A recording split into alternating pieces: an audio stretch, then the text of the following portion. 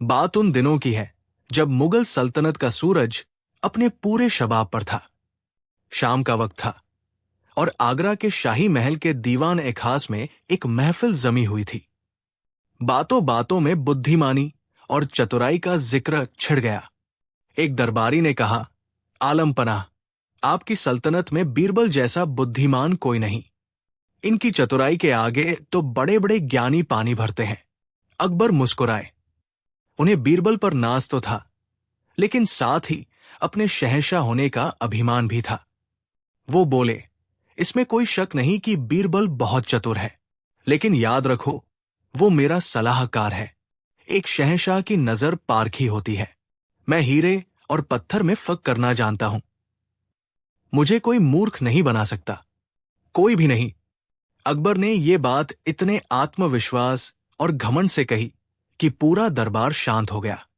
बीरबल, जो चुपचाप सब सुन रहे थे, के चेहरे पर एक हल्की रहस्यमयी मुस्कान तैर गई। अकबर की नजर बीरबल पर पड़ी। क्यों बीरबल, तुम कुछ कहते क्यों नहीं? क्या तुम्हें हमारी बात पर कोई शक है? बीरबल ने अदब से सिर झुकाया और कहा, गुस्ताखी माफ जहांपनाह, आपके इल्म और नजर पर भला कौन शक कर सकता है? आप शहंशाह हिंद है, लेकिन इंसान खता का पुतला है। कभी कभी जो आंखें देखती है वो सच नहीं होता, और जो सच होता है वो दिखाई नहीं देता। अकबर के माथे पर बल पड़ गए। साफ साफ कहो बीरबल, तुम्हारा मतलब क्या है? क्या तुम कहना चाहते हो कि कोई मुझे भी मूर्ख बना सकता है? बीरबल ने कहा, जहांपनाह, मैं ये तो नहीं कहता, लेकिन मैं ये जरूर मानता हूं कि दुनिया में सबसे बुद्धिमान व्यक्ति को भी अगर सही तरीके से भरमाया जाए तो वो भी धोखा खा सकता है। ये सुनना था कि अकबर का अभिमान जाग उठा। वो अपनी जगह से खड़े हो गए। बीरबल, तुम हमें चुनौती दे रहे हो? ठीक है, हम तुम्हारी चुनौती स्वीकार करते हैं। हम तुम्हें 1 महीने का समय देते हैं। अगर इस 1 महीने में तुमने हमें मूर्ख बनाकर दिखा दिया तो हम तुम्हें 1 लाख सोने की मोहरें इनाम में देंगे। लेकिन अकबर रुके। उनकी आंखों में एक चेतावनी थी। लेकिन अगर तुम ऐसा करने में नाकाम रहे तो तुम्हें हमेशा के लिए ये दरबार और आगरा छोड़कर जाना होगा। बोलो, मंजूर है? पूरे दरबार में सन्नाटा छा गया। ये एक बहुत बड़ी शर्त थी। बीरबल का पूरा करियर और सम्मान दांव पर लग गया था। मुल्ला 2 प्याजा जैसे दरबारी, जो बीरबल से जलते थे, मन ही मन खुश हो रहे थे। उन्हें लगा कि आज बीरबल अपने ही जाल में फंस गया। बीरबल ने एक गहरी सांस ली, अकबर की आंखों में देखा और शांत स्वर में कहा, मुझे आपकी शर्त मंजूर है, जहांपनाह। दिन हफ्तों में बदलने लगे। 1 हफ्ता गुजरा, फिर 2, फिर 3। बीरबल रोज दरबार आते, अपने काम करते, लेकिन उन्होंने अकबर को मूर्ख बनाने की कोई कोशिश नहीं की। अकबर हर रोज उन्हें शक की निगाह से देखते, लेकिन बीरबल के चेहरे पर कोई शिकन नहीं होती थी। दरबारियों में कानाफूसी शुरू हो गई। लगता है बीरबल ने हार मान ली है। भला शहंशाह को कोई कैसे मूर्ख बना सकता है? मुल्ला 2 प्याजा तो अकबर के कान भरने लगे। देखिए जहांपनाह, मैंने तो पहले ही कहा था। बीरबल की अक्ल अब घास चरने गई है। अकबर भी अब निश्चिंत होने लगे थे। उन्हें लगने लगा था कि उन्होंने बीरबल को एक असंभव काम देकर उसकी अक्ल ठिकाने लगा दी है।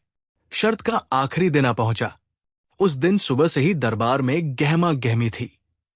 सबको पता था कि आज फैसले का दिन है। या तो बीरबल मालामाल होंगे या फिर हमेशा के लिए आगरा से विदा हो जाएंगे। बीरबल दरबार में आए, लेकिन आज वो अकेले नहीं थे। उनके हाथ में एक बेहद खूबसूरत नक्काशीदार लकड़ी का संदूक था, जिस पर सोने का पानी चढ़ा हुआ था और कीमती पत्थर जड़े थे। संदूक ज्यादा बड़ा नहीं था, लेकिन उसे देखकर ही लग रहा था कि उसमें कोई बेशकीमती चीज है। बीरबल ने संदूक को अकबर के सिंहासन के पास एक मेज पर रख दिया और अदब से बोले, जहांपनाह, आज शर्त का आखिरी दिन है। अकबर ने व्यंग्य से मुस्कुराते हुए कहा, हाँ बीरबल, हमें याद है। तो क्या तुमने हार मान ली? जाने की तैयारी कर ली है? बीरबल मुस्कुराए, नहीं जहांपनाह, हार और जीत का फैसला तो अब होगा। मैं आज आपके लिए एक नायाब तोहफा लाया हूं। सबकी नजरें उस संदूक पर टिक गई। अकबर ने पूछा, क्या है इस संदूक में? बीरबल ने रहस्यमय अंदाज में कहा, जहांपनाह, ये कोई मामूली संदूक नहीं है। ये स्वर्ग का आईना है। कहते हैं कि इसे देवलोक के कारीगरों ने बनाया है। इसकी खासियत यह है कि इसमें सिर्फ वही इंसान अपनी शक्ल देख सकता है जो नेक दिल और ईमानदार हो, जिसके खून में कोई खोट न हो, यानी जो अपने पिता की असली औलाद हो। यह सुनते ही पूरे दरबार में सनसनी फैल गई। बीरबल ने अपनी बात जारी रखी, जिस किसी के मन में पाप होगा या जिसके खून में जरा भी खोट होगी, उसे इस आईने में कुछ भी नजर नहीं आएगा, सिवाय घने अंधेरे के। अब तो दरबारियों के चेहरे का रंग ही उड़ गया। ये एक ऐसी परीक्षा थी जिसमें कोई भी फेल नहीं होना चाहता था। अकबर को यह बात बड़ी दिलचस्प लगी। उन्होंने कहा, वाह बीरबल, ये तो बड़ी अनोखी चीज है। हम देखना चाहेंगे कि हमारे दरबार में कितने नेक और ईमानदार लोग हैं। बीरबल बोले, जरूर जहांपनाह, लेकिन एक नियम है। जो भी इस संदूक को देखेगा उसे जोर से बताना होगा कि उसे क्या दिखाई दे रहा है। अकबर ने सबसे पहले अपने सेनापति को हुक्म दिया, सेनापति जी, आप आगे आएं और इस आईने में अपना अक्स देखें। सेनापति बेचारे फंस गए। वो कांपते कदमों से आगे बढ़े। उन्हें डर था कि अगर कुछ न दिखा तो उनकी बरसों की वफादारी और इज्जत मिट्टी में मिल जाएगी। उन्होंने कांपते हाथों से संदूक का ढक्कन खोला और अंदर झांका। सच तो यह था कि संदूक के अंदर घना अंधेरा था। उसमें कुछ भी नहीं था। लेकिन सेनापति ये बात कैसे कहते? अगर वो सच बोलते तो उन पर हरामजादे होने का ठप्पा लग जाता। उनकी इज्जत का क्या होता? उन्होंने एक पल सोचा और फिर जोर से बोले, वाह, सुभान अल्लाह, क्या नूर है। मुझे अपना चेहरा साफ साफ दिखाई दे रहा है। ऐसा लग रहा है जैसे मेरे चेहरे पर मेरे पूर्वजों का तेज चमक रहा है। बीरबल, ये तो सचमुच एक चमत्कारी आईना है। ये सुनकर बीरबल मुस्कुराए और बाकी दरबारी हैरान रह गए। अब अकबर ने अपने वित्त मंत्री राजा टोडरमल को बुलाया। टोडरमल बहुत ईमानदार थे, लेकिन उन्हें भी अपनी इज्जत प्यारी थी। वो आगे बढ़े, संदूक में झांका और उन्हें भी सिवाय अंधेरे के कुछ नहीं दिखा। अब वो भी धर्म संकट में पड़ गए। अगर सेनापति को दिखा है तो मुझे क्यों नहीं दिख रहा? क्या मुझ में कोई खोट है? इस बचाने के लिए उन्होंने भी ऊंची आवाज में कहा, अरे वाह, अद्भुत, मेरा चेहरा तो सोने की तरह दमक रहा है। ये आईना तो इंसान की असलियत बता देता है। मैं तो धन्य हो गया। इसके बाद तो जैसे एक होड़ सी लग गई। मुल्ला दो प्याजा, जो बीरबल को नीचा दिखाने का कोई मौका नहीं छोड़ते थे, सबसे आगे लपके। उन्होंने संदूक में झांका और सबसे बढ़ा चढ़ाकर बोलने लगे, अरे, मुझे तो सिर्फ अपना चेहरा ही नहीं, जन्नत के बाग भी नजर आ रहे हैं। हूरें दिख रही है। क्या कमाल की चीज है। मैं तो नेक और पाकसाफ हुई। एक एक करके सभी दरबारी आते गए, संदूक में झांकते गए और सबने एक से बढ़कर एक झूठ बोला। किसी को अपना चेहरा चांद जैसा दिखा तो किसी को सूरज जैसा। किसी को अपने चेहरे के पीछे अपने महान पूर्वज दिखे तो किसी को भविष्य का सुनहरा हिंदुस्तान। दरबार का माहौल पूरी तरह बदल चुका था। हर कोई अपनी नेकी और ईमानदारी का ढिंढोरा पीट रहा था। अब बारी थी शहंशाहेंद जलालुद्दीन मोहम्मद अकबर की। बीरबल ने अदब से कहा, जहांपनाह, अब आप इस स्वर्ग के आईने में अपना अक्स देखकर हमें कृतार्थ करें। अकबर पूरे आत्मविश्वास के साथ अपनी गद्दी से उठे। उन्हें रत्ती भर भी शक नहीं था कि उन्हें अपना चेहरा नहीं दिखेगा। वो तो शहंशाह थे, पूरी सल्तनत के पिता समान। उनसे ज्यादा नेक और ईमानदार कौन हो सकता है? वो आगे बढ़े और उन्होंने संदूक का ढक्कन खोला। उन्होंने अंदर झांका और उनकी आंखें खुली की खुली रह गई। अंदर कुछ भी नहीं था, सिर्फ और सिर्फ घना स्याह अंधेरा। अकबर का दिल एक पल के लिए धड़कना भूल गया। उनके पैरों तले जमीन खिसक गई। उनके कानों में उनके ही शब्द गूंजने लगे, जिसके खून में खोट होगी उसे कुछ नजर नहीं आएगा। उन्होंने दोबारा आंखें मलकर देखा, लेकिन नतीजा वही, घना अंधेरा। उनके दिमाग में एक तूफान चल रहा था। ये क्या हो रहा है? संदूक खाली क्यों है? मेरे सारे दरबारियों को, मेरे नवरत्नों को, यहां तक कि मुल्ला दो प्याजा को भी इसमें अपना अक्स दिखा। और मुझे कुछ क्यों नहीं दिख रहा? क्या इसका मतलब यह है कि मैं शहंशाह हिंद अपने पिता की असली औलाद नहीं हूं? नहीं, ये नहीं हो सकता। ये एक मजाक है। लेकिन अगर मैंने कहा कि मुझे कुछ नहीं दिख रहा, तो ये सारे दरबारी मुझ पर हंसेंगे। मेरी इज्जत, मेरा रुतबा, मेरा सब कुछ मिट्टी में मिल जाएगा। पूरी सल्तनत में यह खबर आग की तरह फैल जाएगी। लोग क्या कहेंगे? इतिहास मुझे किस नाम से याद रखेगा? नहीं, मैं ऐसा नहीं होने दे सकता। अकबर के दिमाग में एक तरफ सच था और दूसरी तरफ उनका अभिमान, उनकी इज्जत, उनका शाही रुतबा। और उस दिन शहंशाह के अभिमान की जीत हुई। अकबर ने अपने चेहरे पर एक झूठी विजयी मुस्कान लाई और संदूक से सिर उठाकर जोर से घोषणा की, अल्लाह अकबर! बीरबल, तुम सच कहते थे। ये कोई मामूली आईना नहीं है। मुझे इसमें सिर्फ अपना चेहरा ही नहीं, बल्कि मेरे पीछे मेरे वालिद साहब हुमायूं और उनके पीछे जनतंशी बाबर बादशाह भी नजर आ रहे हैं। हमारा पूरा मुगल वंश इसमें चमक रहा है। ये इस बात का सबूत है कि मैं ही इस सल्तनत का असली और सच्चा वारिस हूं। जैसे ही अकबर ने ये कहा, पूरे दरबार में तालियां गूंज उठीं। हर कोई शहंशाह की जय जयकार करने लगा। अचानक बीरबल जोर से हंसने लगे। उनकी हंसी इतनी जोरदार थी कि पूरा दरबार एकदम शांत हो गया। सब हैरान होकर बीरबल को देखने लगे। अकबर को गुस्सा आ गया। बीरबल, तुम्हारी ये जुर्रत कैसे हुई? शहंशाह के सामने ठाके लगा रहे हो। क्या तुम्हें अपनी जान प्यारी नहीं? बीरबल ने अपनी हंसी रोकी, अपने आंसू पोंछे और अदब से सिर झुकाकर कहा, गुस्ताखी माफ जहांपनाह। मैं आप पर नहीं, हम सब पर हंस रहा हूं। हम सब की मूर्खता पर हंस रहा हूं। मूर्खता? कैसी मूर्खता? अकबर ने कड़क कर पूछा। बीरबल उस संदूक के पास गए, उसका ढक्कन उठाया और उसे पलट दिया। वो पूरी तरह से खाली था। बीरबल ने ऊंची आवाज में कहा, जहांपनाह और इस दरबार में मौजूद सभी महानुभाव, इस संदूक में कोई स्वर्ग का आईना नहीं है। ये अंदर से बिल्कुल खाली है। इसमें सिर्फ अंधेरा है और कुछ नहीं। ये सुनते ही पूरे दरबार में ऐसा सन्नाटा छा गया जैसे सबको सांप सूंघ गया हो। दरबारियों के चेहरे शर्म से लाल हो गए। वो एक दूसरे से नजरें चुराने लगे। बीरबल ने अपनी बात जारी रखी, जहांपनाह, 1 महीने पहले आपने कहा था कि आपको कोई मूर्ख नहीं बना सकता। मैंने आपको मूर्ख नहीं बनाया है। आपने और इन सभी दरबारियों ने अपनी झूठी शान और इज्जत बचाने के डर से खुद को मूर्ख बनाया है। इस दरबार में एक भी ऐसा व्यक्ति नहीं था जिसमें सच बोलने की हिम्मत हो। सबने अपनी इज्जत बचाने के लिए एक ऐसा झूठ बोला जो था ही नहीं।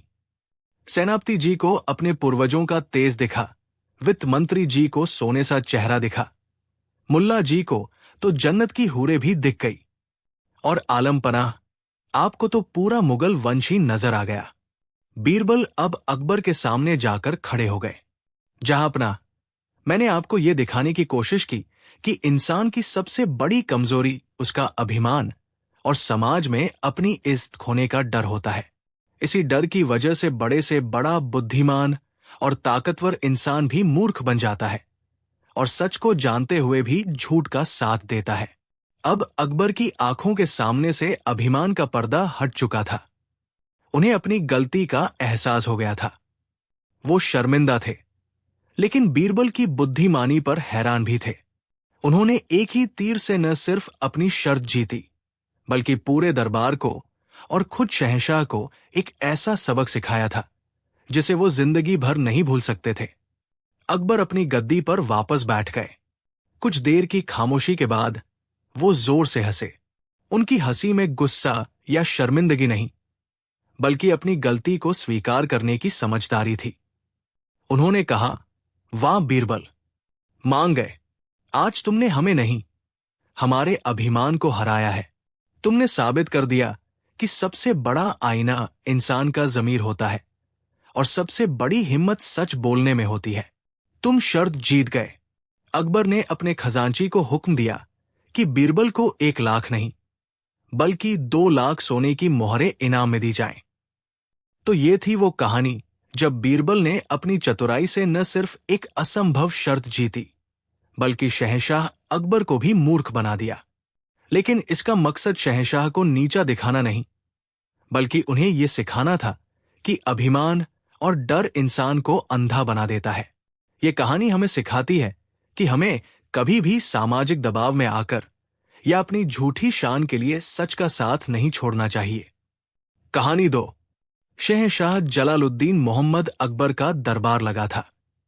रेशमी कालीन, सोने के स्तंभ और दूर दूर से आए अमीर उमराओं से दीवा नाम की रौनक देखने लायक थी।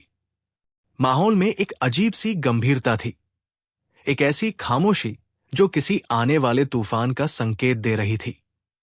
शहंशाह के चेहरे पर भी एक उलझन थी और उनकी नजरें बार बार अपने सबसे प्रिय सलाहकार बीरबल को ढूंढ रही थी, जो हमेशा की तरह शांत और संयमित भाव से अपनी जगह पर खड़े थे। इस तूफान की नींव कुछ हफ्ते पहले रखी गई थी। दरबार में एक नया गुट उभर रहा था, जिसका नेतृत्व कर रहा था सल्तनत का मुख्य काजी अल हसन। काजी अल हसन एक विद्वान व्यक्ति था, कानून का जानकार था, लेकिन उसके दिल में बीरबल के लिए ईर्ष्या का एक समंदर हिलोरे मारता था। उसे लगता था कि बीरबल, जो मजाक मजाक में बड़ी बड़ी गुत्थियां सुलझा देता था, उसकी सालों की मेहनत और ज्ञान पर पानी फेर रहा था। शहंशाह का बीरबल पर अटूट भरोसा काजी की आंखों में किसी खंजर की तरह चुभता था। काजी ने अपने जैसे ही बीरबल से जलने वाले कुछ दरबारियों को इकट्ठा किया और एक ऐसी साजिश रची जो बीरबल को जड़ से उखाड़ फेंकती। उन्होंने बीरबल पर भ्रष्टाचार या गद्दारी का आरोप नहीं लगाया, क्योंकि वो जानते थे कि बीरबल की ईमानदारी पर कोई उंगली नहीं उठा सकता। उन्होंने एक ज्यादा खतरनाक और महीन जाल बुना था। उन्होंने बीरबल की वफादारी पर ही सवाल खड़ा कर दिया था। उनकी दलील थी कि बीरबल की वफादारी शहंशाह के प्रति नहीं, बल्कि अपनी बुद्धि और प्रसिद्धि के प्रति है। वो हर मुश्किल का हल इसलिए नहीं निकालता कि सल्तनत की भलाई हो, बल्कि इसलिए निकालता है ताकि दरबार में उसकी वाहवाही हो और इतिहास में उसका नाम हो। ये एक ऐसा आरोप था जिसका कोई सबूत नहीं था और जिसे झुठलाना लगभग नामुमकिन था। आज काजी ने अपनी योजना को अंजाम देने के लिए काशी से आए एक महान और सम्मानित दार्शनिक पंडित देवकीनंदन को मोहरा बनाया था। पंडित जी सीधे और सरल स्वभाव के थे और काजी की कुटिलता से अनजान थे। दरबार की कार्यवाही के बीच काजी अल हसन अपनी जगह से उठा और शहंशाह को सजदा करते हुए बोला, आलमपना, आज हमारे बीच काशी के महान ज्ञानी पंडित देवकीनंदन जी मौजूद हैं।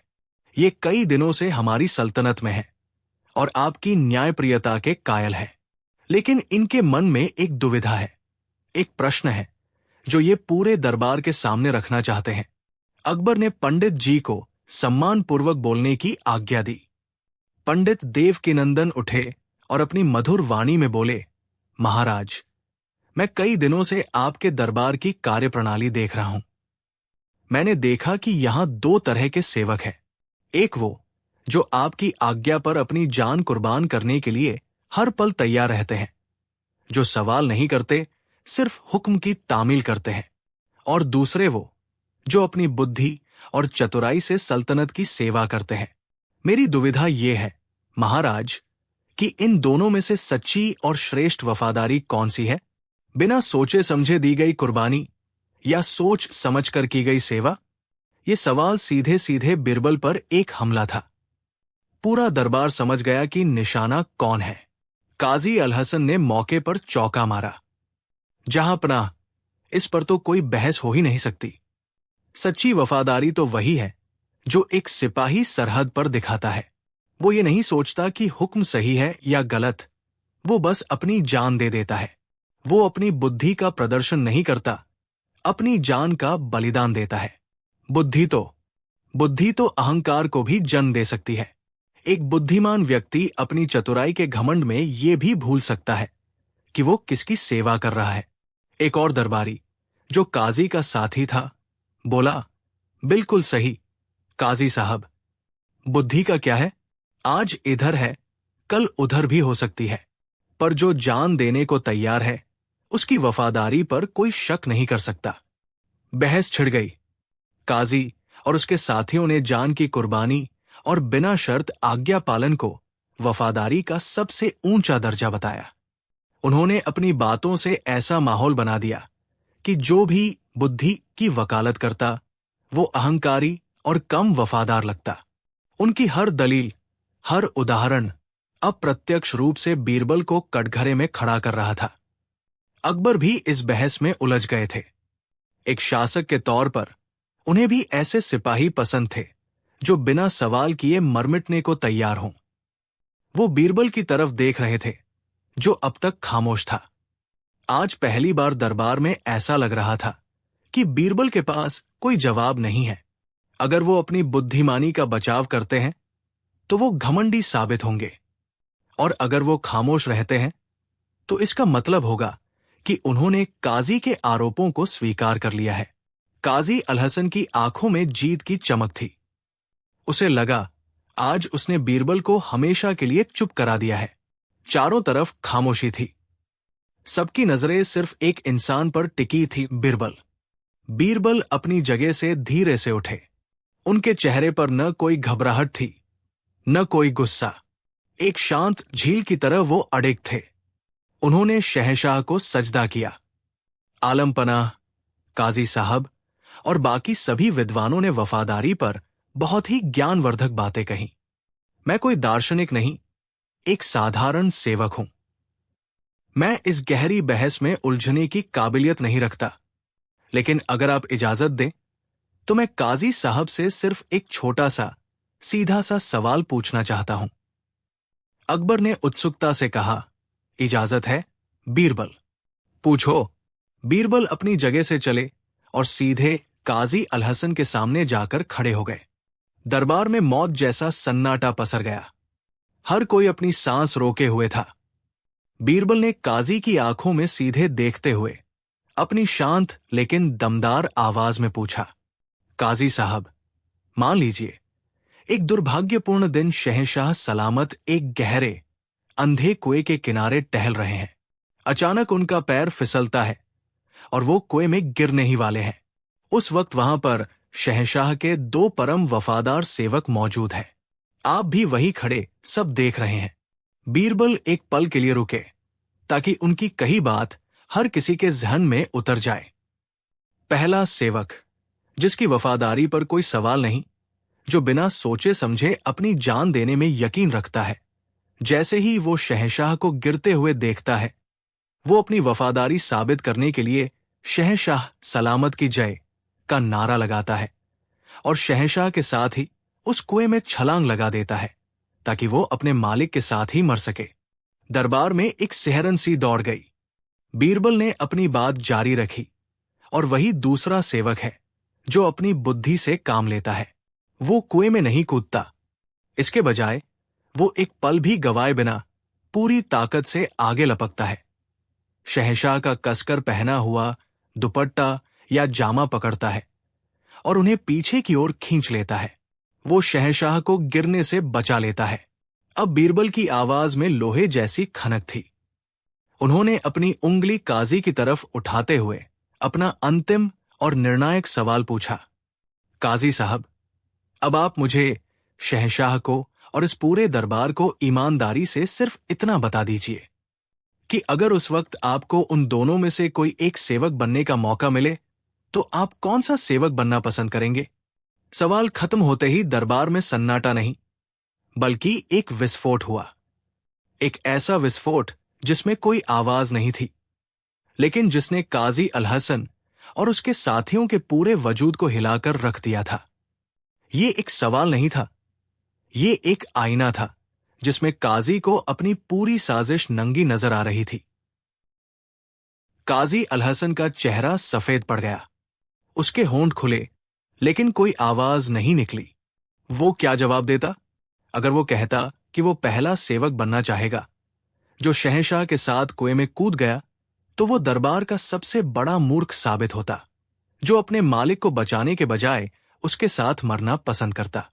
और अगर वो कहता कि वो दूसरा सेवक बनना चाहेगा जिसने अपनी बुद्धि का इस्तेमाल करके शहंशाह को बचाया, तो वो अपने ही बुने हुए जाल में फंस जाता। वो अपनी ही जुबान से ये स्वीकार कर लेता कि संकट के समय आंख बंद करके दी गई कुर्बानी से ज्यादा कीमती सोच समझकर उठाया गया एक कदम होता है। वो मान लेता कि सच्ची वफादारी मरने में नहीं, बचाने में है, और बचाने के लिए बुद्धि चाहिए, सिर्फ जज्बात नहीं। काजी के साथी, जो कुछ देर पहले बड़ी बड़ी दलीलें दे रहे थे, अब अपनी नजरें जमीन में गड़ाए हुए थे। किसी में हिम्मत नहीं थी कि वो बीरबल या शहंशाह से आंख मिला सके। पंडित देवकीनंदन के चेहरे पर भी एक शर्मिंदगी मिश्रित मुस्कान थी। वो समझ गए थे कि उन्हें किस तरह एक महान व्यक्ति को अपमानित करने के लिए इस्तेमाल किया गया। और शहंशाह अकबर, पहले तो वो सवाल सुनकर चौंके, फिर उनके दिमाग में बिजली कौंध गई। वो बीरबल की प्रतिभा के कायल हो गए। वो समझ गए कि बीरबल ने कैसे एक ही सवाल से पूरी बहस का रुख पलट दिया, दूध का दूध और पानी का पानी कर दिया। उनके चेहरे की उलझन अब एक जोरदार ठाके में बदल गई। वो इतनी जोर से हंसे कि पूरा दीवानाम गूंज उठा।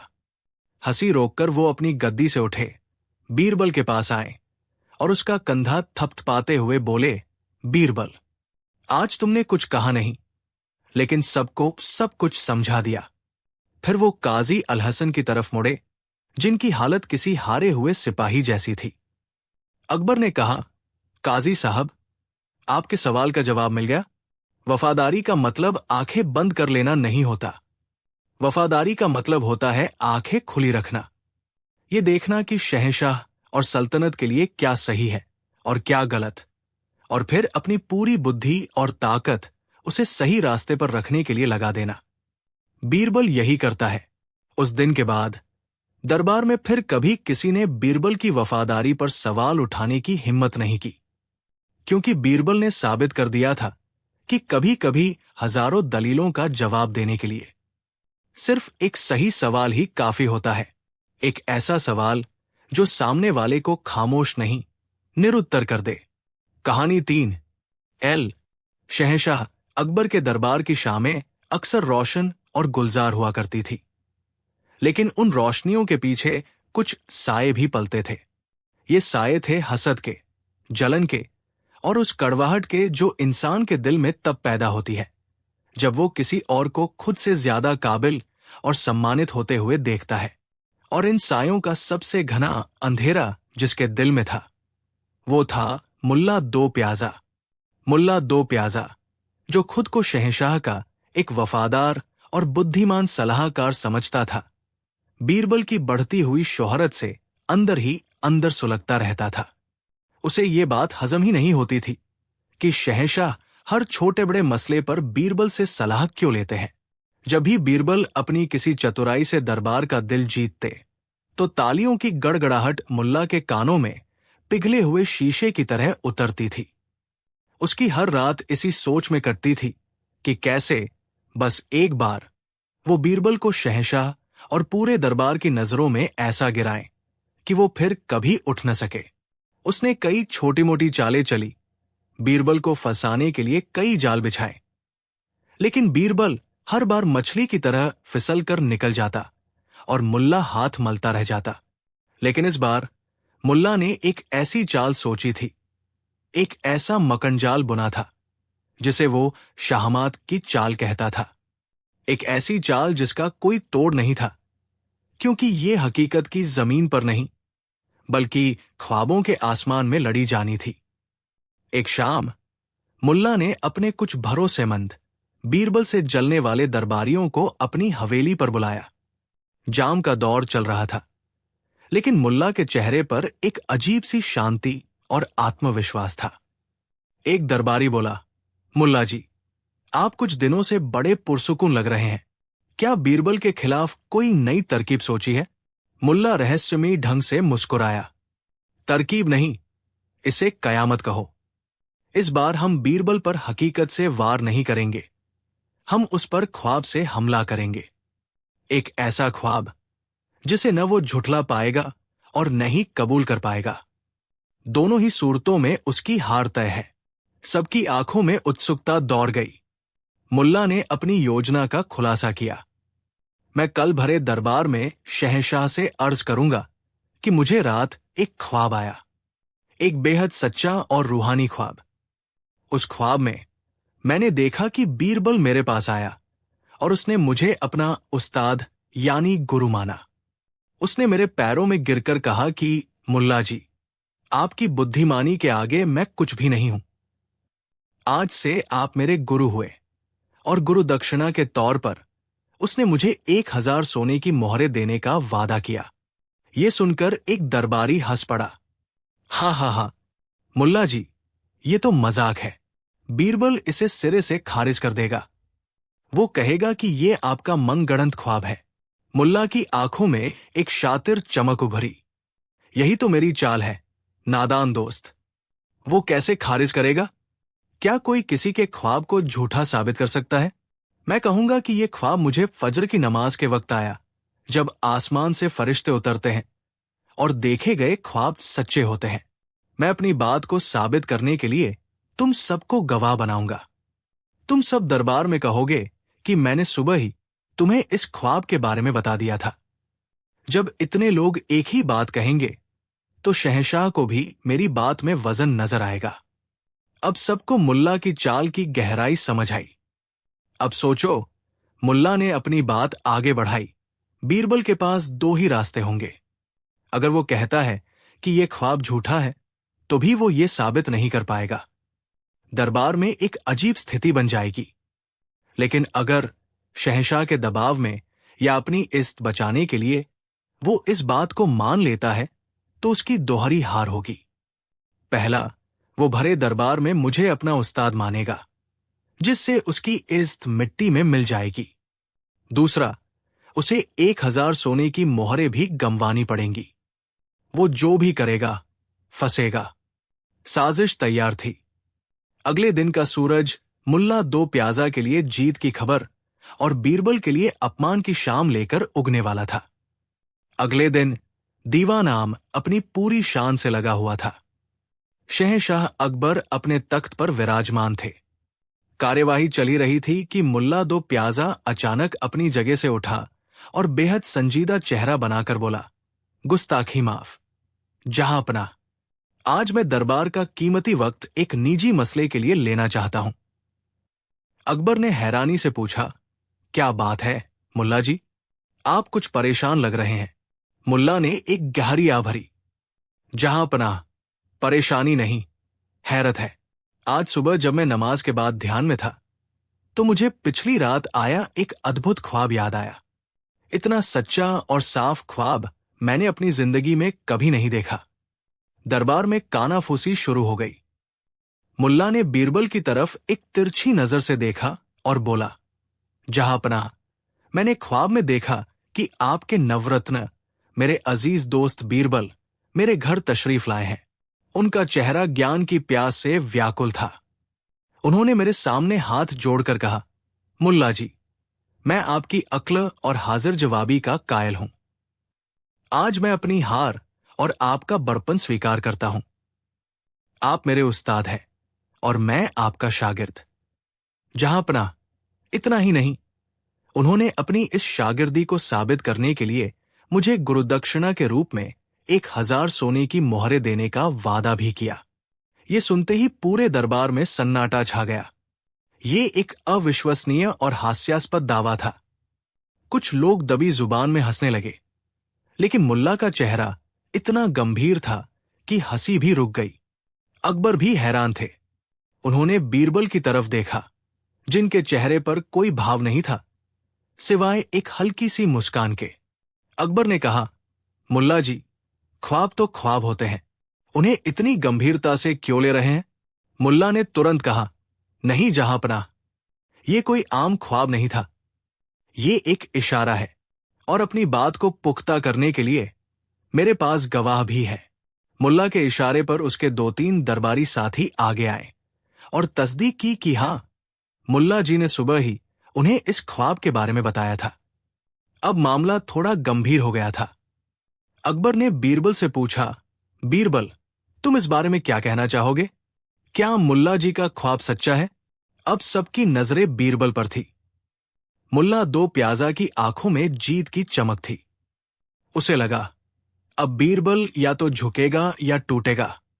बीरबल अपनी जगह से उठे, शहंशाह को सजदा किया और फिर मुल्ला दो प्याजा की तरफ देखकर मुस्कुराए। जहांपनाह, बीरबल ने कहा, मुल्ला जी हमारे दरबार के एक सम्मानित सदस्य हैं और मेरे बड़े भाई जैसे हैं। अगर वो कुछ कह रहे हैं तो उसमें कुछ तो सच्चाई होगी ही। मैं उनके ख्वाब को कैसे झुठला सकता हूं? ये सुनते ही मुल्ला का चेहरा खिल उठा। दरबार में बैठे लोग हैरान रह गए। क्या बीरबल ने इतनी आसानी से हार मान ली? लेकिन बीरबल ने अपनी बात अभी खत्म नहीं की थी। लेकिन जहांपनाह, बीरबल ने एक नाटकीय विराम लिया। अल्लाह का करिश्मा देखिए। कल रात जब मुल्ला जी ये ख्वाब देख रहे थे, ठीक उसी वक्त मैं भी एक ख्वाब देख रहा था। अब दरबार में उत्सुकता और बढ़ गई। मुल्ला दो प्याजा के माथे पर हल्की सी शिकन उभरी। बीरबल ने अपनी कहानी शुरू की। मैंने ख्वाब में देखा कि मेरे आदरणीय मुल्ला जी दौड़ते हुए मेरे घर आए हैं। उनके चेहरे पर एक अजीब सी खुशी और सम्मान का भाव था। उन्होंने आते ही मेरे पैर छू लिए और कहने लगे, बीरबल, आज मुझे ज्ञान प्राप्त हो गया है। तुम मेरे उस्ताद नहीं, उस्ताद ए आजम यानी महागुरु हो। तुम्हारी बुद्धि के आगे तो पूरी दुनिया पानी भरती है। मैं तो तुम्हारा अदना सा सेवक हूं। ये सुनते ही मुल्ला दो प्याजा का चेहरा गुस्से से लाल हो गया। दरबार में दबी हुई हंसी का फव्वारा छूट पड़ा। बीरबल ने हाथ उठाकर सबको शांत किया और अपनी बात जारी रखी। जहांपनाह, बात यही खत्म नहीं हुई। मेरे महागुरु होने की खुशी में मुल्ला जी ने मुझे नजराने के तौर पर अपनी पूरी जायदाद और 10,000 सोने की मोहरें भेंट करने का ऐलान भी कर दिया। इतना ही नहीं, उन्होंने ये भी वादा किया कि वो मेरे घर के बाहर बैठकर मेरे जूतों की हिफाजत करेंगे। अब तो पूरे दरबार में ठहाकों का शोर गूंजने लगा। खुद शहंशाह अकबर भी अपनी हंसी नहीं रोक पा रहे थे। मुल्ला दो प्याजा शर्म और गुस्से से कांप रहा था। वो चीखा, झूठ, ये सरासर झूठ है। मैंने ऐसा कोई ख्वाब नहीं देखा। ये मुझे बदनाम करने की साजिश है। बीरबल ने बड़ी मासूमियत से अपना सिर झुकाया और कहा, देखिए जहांपनाह, यही तो मैं कह रहा था। मुल्ला जी मेरे ख्वाब को झूठा बता रहे हैं। अब आप ही इंसाफ कीजिए। अगर मेरा ख्वाब झूठा हो सकता है तो मुल्ला जी का ख्वाब सच्चा कैसे हो सकता है? और अगर मुल्ला जी का ख्वाब सच्चा है तो फिर मेरा ख्वाब भी तो सच्चा होना चाहिए। बीरबल अब सीधे मुल्ला दो प्याजा की तरफ मुड़े। उनके चेहरे पर अब मुस्कान की जगह एक चतुर गंभीरता थी। मुल्ला जी, चलिए एक काम करते हैं। हम दोनों एक दूसरे के ख्वाबों की इज्जत करते हैं। मैं आपको अपना उस्ताद मानकर 1,000 सोने की मोहरें देने को तैयार हूं। बदले में आप मुझे अपना उस्ताद ए आजम मानकर 10,000 सोने की मोहरें दे दीजिए। मामला साफ हो जाएगा। आप अपनी 1,000 मोहरें काटकर बाकी की 9,000 मोहरें मुझे अभी इसी वक्त दे दीजिए और चलिए मेरे घर के बाहर मेरे जूते साफ करने। ये बीरबल का पलटवार था, एक ऐसा पलटवार जिसने मुल्ला की चाल को उसी के ऊपर उल्टा फेंक दिया था। उसने ख्वाबों का जो जाल बीरबल के लिए बुना था, बीरबल ने उसी जाल में मुल्ला को एक विशालकाय हाथी की तरह फंसा दिया था। मुल्ला दो प्याजा के पास अब कहने के लिए कुछ नहीं था। उसका चेहरा देखने लायक था। वो शर्मिंदगी, हार और बेबसी की एक जीती जागती मूरत बन चुका था। वो समझ गया था कि बीरबल को हराने की कोशिश में उसने अपनी ही इज्जत का जनाजा निकाल दिया है। शहंशाह अकबर हंसते हंसते लोटपोट हो गए। उन्होंने कहा, बस करो बीरबल, बस करो। बेचारे मुल्ला जी की जान लोगे क्या? उन्होंने मुल्ला दो प्याजा को फटकार लगाते हुए कहा, मुल्ला जी, हमने आपसे ये उम्मीद नहीं की थी। जो दूसरों के लिए गड्ढा खोदता है वो अक्सर उसमें खुद ही गिरता है। आज आपने ये अपनी आंखों से देख लिया। मुल्ला दो प्याजा बिना कुछ कहे सिर झुकाए दरबार से निकल गया। उस दिन के बाद उसने बीरबल से पंगा लेने की हिम्मत तो दूर, उसके सामने नजर उठाने की भी जुर्रत नहीं की। और दरबार हमेशा की तरह बीरबल की जय जयकार से गूंज उठा, जिसने साबित कर दिया था कि चाहे लड़ाई हकीकत की हो या ख्वाबों की, बुद्धि का कोई मुकाबला नहीं। कहानी 4, आगरा का किला, जहां से हिंदुस्तान की तकदीर लिखी जाती थी। शहंशाह जलालुद्दीन मोहम्मद अकबर का दरबार, जो न सिर्फ अपनी शानो शौकत के लिए बल्कि अपने नवरत्नों की काबिलियत के लिए भी मशहूर था। इन नवरत्नों में एक हीरा ऐसा भी था जिसकी चमक के आगे सब फीके पड़ जाते थे, बीरबल। बीरबल सिर्फ एक मंत्री नहीं थे, वो शहंशाह के दोस्त थे, उनके मुश्किल वक्त के साथी थे और उनकी हर पहेली का जवाब थे। अकबर का बीरबल के लिए ये लगाव और भरोसा दरबार के कुछ अमीरों और वजीरों की आंखों में कांटे की तरह चुभता था। उन्हें लगता था कि बीरबल, जो न तो किसी बड़े खानदान से था और न ही कोई शूरवीर योद्धा, आखिर उसमें ऐसा क्या खास था कि शहंशाह उस पर इतना मेहरबान थे। इस जलन की आग में सबसे ज्यादा जो जल रहा था वो था दरबार का मुख्य वजीर इनायत खान। इनायत खान खुद को सल्तनत का सबसे काबिल और बुद्धिमान व्यक्ति समझता था। उसे लगता था कि बीरबल की वजह से उसका कद शहंशाह की नजरों में छोटा हो रहा है। उसने कई बार बीरबल को नीचा दिखाने की कोशिश की, लेकिन हर बार बीरबल अपनी चतुराई से ऐसे बच निकलता कि इनायत खान और भी ज्यादा जल भुन जाता। एक शाम इनायत खान ने अपने कुछ भरोसेमंद और बीरबल से जलने वाले दरबारियों की एक गुप्त सभा बुलाई। महफिल में जाम चल रहे थे, लेकिन माहौल में शराब से ज्यादा नफरत का नशा था। एक दरबारी जफर बेग बोला, खान साहब, अब ये बीरबल का मान सम्मान बर्दाश्त नहीं होता। शहंशाह तो जैसे उसकी जुबान से ही बोलते हैं, हमें कुछ करना होगा। इनायत खान ने एक गहरा कश लिया और धुएं के गुबार के पीछे से उसकी शातिर आंखें चमकी। वक्त आ गया है, उसने कहा। इस बार हम बीरबल पर ऐसा वार करेंगे कि वो न निगल पाएगा न उगल पाएगा। हम उसे शहंशाह की नजरों में हमेशा के लिए गिरा देंगे। सबने पूछा, लेकिन कैसे? हर बार वो अपनी बातों के जाल से बच निकलता है। इनायत खान मुस्कुराया, इस बार सवाल हम नहीं पूछेंगे। इस बार हम एक ऐसे जाल का इंतजाम करेंगे जिसमें बीरबल खुद चलकर आएगा और फंस जाएगा। एक ऐसा सवाल जिसका कोई भी जवाब उसे या तो शहंशाह का गुस्ताख बना देगा या दरबार का सबसे बड़ा चापलूस। साजिश के बीज बो दिए गए थे, अब बस सही मौके और सही इंसान का इंतजार था। कुछ हफ्तों बाद उज्जैन से एक महान विद्वान और तपस्वी आचार्य देवदत्त आगरा पधारे। आचार्य देवदत्त अपने ज्ञान और सादगी के लिए पूरे भारत में विख्यात थे। शहंशाह अकबर ने उनका बड़े सम्मान के साथ स्वागत किया और उन्हें कुछ दिन शाही मेहमान बनकर रहने का आग्रह किया। इनायत खान को अपना मोहरा मिल चुका था। उसने और उसके साथियों ने आचार्य देवदत्त की सेवा में दिन रात एक कर दिया।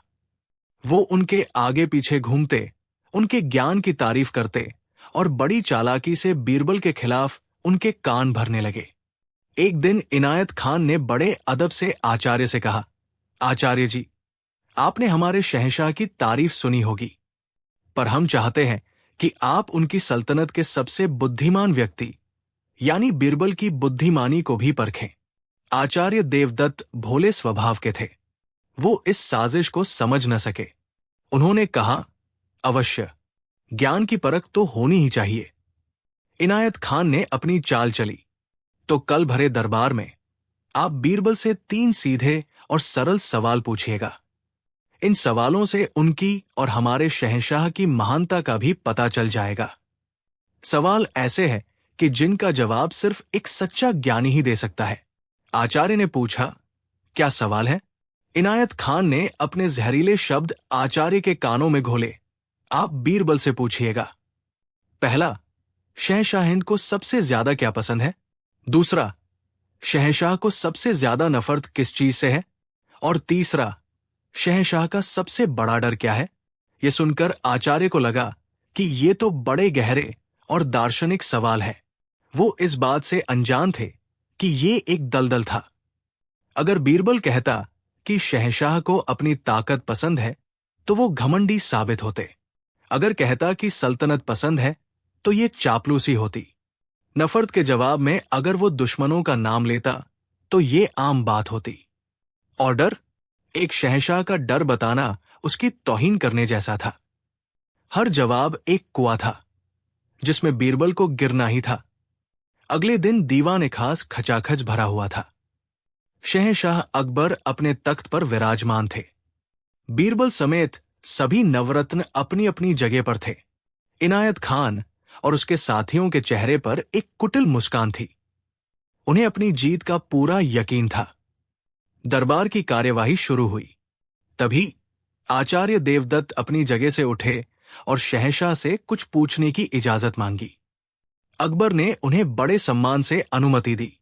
आचार्य देवदत्त ने कहा, आलम पनाह, मैं आपकी सल्तनत के नवरत्न बीरबल की बुद्धिमानी की ख्याति सुनकर यहां आया हूं।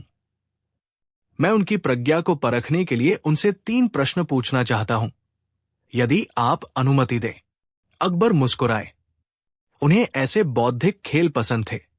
उन्होंने बीरबल की तरफ देखा और कहा, बीरबल, आचार्य जी के सवालों का जवाब देकर इनकी जिज्ञासा को शांत करो। बीरबल ने सिर झुकाकर हामी भरी। पूरे दरबार में एक खामोशी छा गई। इनायत खान की आंखों में जीत की चमक थी। आचार्य देवदत्त ने अपना पहला सवाल दागा, बीरबल, बताओ, शहंशाह सलामत को इस दुनिया में सबसे ज्यादा क्या पसंद है? दरबार में कानाफूसी शुरू हो गई। ये एक सीधा लेकिन खतरनाक सवाल था। बीरबल क्या जवाब देगा? दौलत, शोहरत, सल्तनत या अपनी बेगमें? हर जवाब में खतरा था। बीरबल शांत खड़े रहे। उन्होंने एक पल के लिए अपनी आंखें बंद की, फिर मुस्कुराए और बोले, आचार्य जी, आपका सवाल बहुत गहरा है। इसका जवाब मैं जुबान से नहीं, आंखों से दिखा सकता हूं। सब हैरान रह गए। अकबर भी चौंक गए। बीरबल ने शहंशाह से इजाजत लेकर एक पहरेदार को हुक्म दिया, जाओ और महल के किसी भी बावर्ची या सिपाही के सबसे छोटे बच्चे को यहां ले आओ। हुक्म की तामील हुई। कुछ ही देर में एक सिपाही अपने लगभग 2 साल के रोते हुए बच्चे को लेकर दरबार में हाजिर हुआ।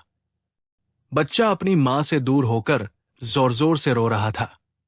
जैसे ही बच्चे के रोने की आवाज अकबर के कानों में पड़ी, उनके चेहरे पर एक बेचैनी सी छा गई।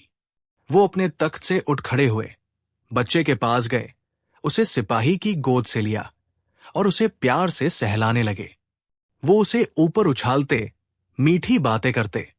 कुछ ही पलों में बच्चे का रोना बंद हो गया और उसके चेहरे पर एक प्यारी सी खिलखिलाहट तैर गई। वो शहंशाह की उंगली पकड़कर खेलने लगा। पूरा दरबार ये नजारा देख रहा था।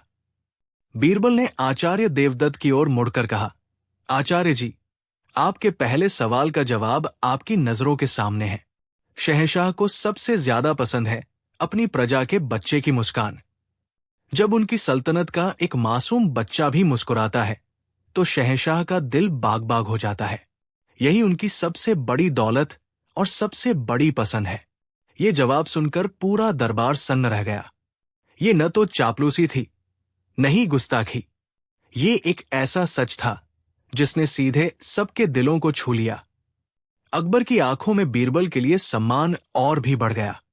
इनायत खान का चेहरा थोड़ा उतर गया।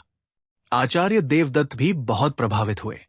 उन्होंने सिर हिलाया और अपना दूसरा सवाल पूछा, बहुत खूब बीरबल, अब बताओ, शहंशाह को सबसे ज्यादा नफरत किस चीज से है? यह सवाल पहले से भी ज्यादा मुश्किल था। अगर बीरबल कहता कि शहंशाह को झूठ, मक्कारी या गद्दारी से नफरत है, तो ये एक किताबी जवाब होता। बीरबल इस बार भी मुस्कुराए। वो अपनी जगह से आगे बढ़े और सीधे इनायत खान और उसके 2-3 साथियों के सामने आकर रुक गए। उन दरबारियों के दिलों की धड़कनें तेज हो गई। बीरबल ने उनकी आंखों में देखते हुए, लेकिन आवाज पूरे दरबार को सुनाते हुए कहा, आचार्य जी, शहंशाह सलामत को सबसे ज्यादा नफरत है। दोस्ती के लिबास में छिपी दुश्मनी से। उन्हें नफरत है उस चापलूसी से जिसके पीछे साजिश की बदबू हो। उन्हें नफरत है उस जहरीले फुसफुसाहट से जो दरबार में एकता की जड़ों को कमजोर करती है। उन्हें नफरत है उस जलन की आग से जो किसी काबिल इंसान की इज्जत को जलाने की कोशिश करती है। बीरबल एक एक शब्द पर जोर दे रहा था और उसकी नजरें इनायत खान के चेहरे पर गड़ी थी। इनायत खान और उसके साथियों के चेहरे का रंग उड़ गया। उनके माथे पर पसीने की बूंदें छलक आई। बीरबल ने बिना उनका नाम लिए उनकी पूरी साजिश का पर्दाफाश कर दिया था। उसने बता दिया था कि वो उनकी हर हरकत से वाकिफ है। पूरा दरबार समझ गया कि बीरबल का इशारा किधर है। अकबर की नजरें भी गुस्से से इनायत खान पर टिक गई। अब इनायत खान को यकीन हो गया था कि आखिरी सवाल ही उसका आखिरी सहारा है। ये सवाल बीरबल को फंसा ही देगा। आचार्य देवदत्त, जो अब तक बीरबल की बुद्धिमानी के कायल हो चुके थे, ने अपना अंतिम और सबसे कठिन सवाल पूछा। बीरबल, ये बताओ कि शहंशाह हिंद का सबसे बड़ा डर क्या है? इस सवाल पर तो जैसे पूरे दरबार की सांसें ही थम गई।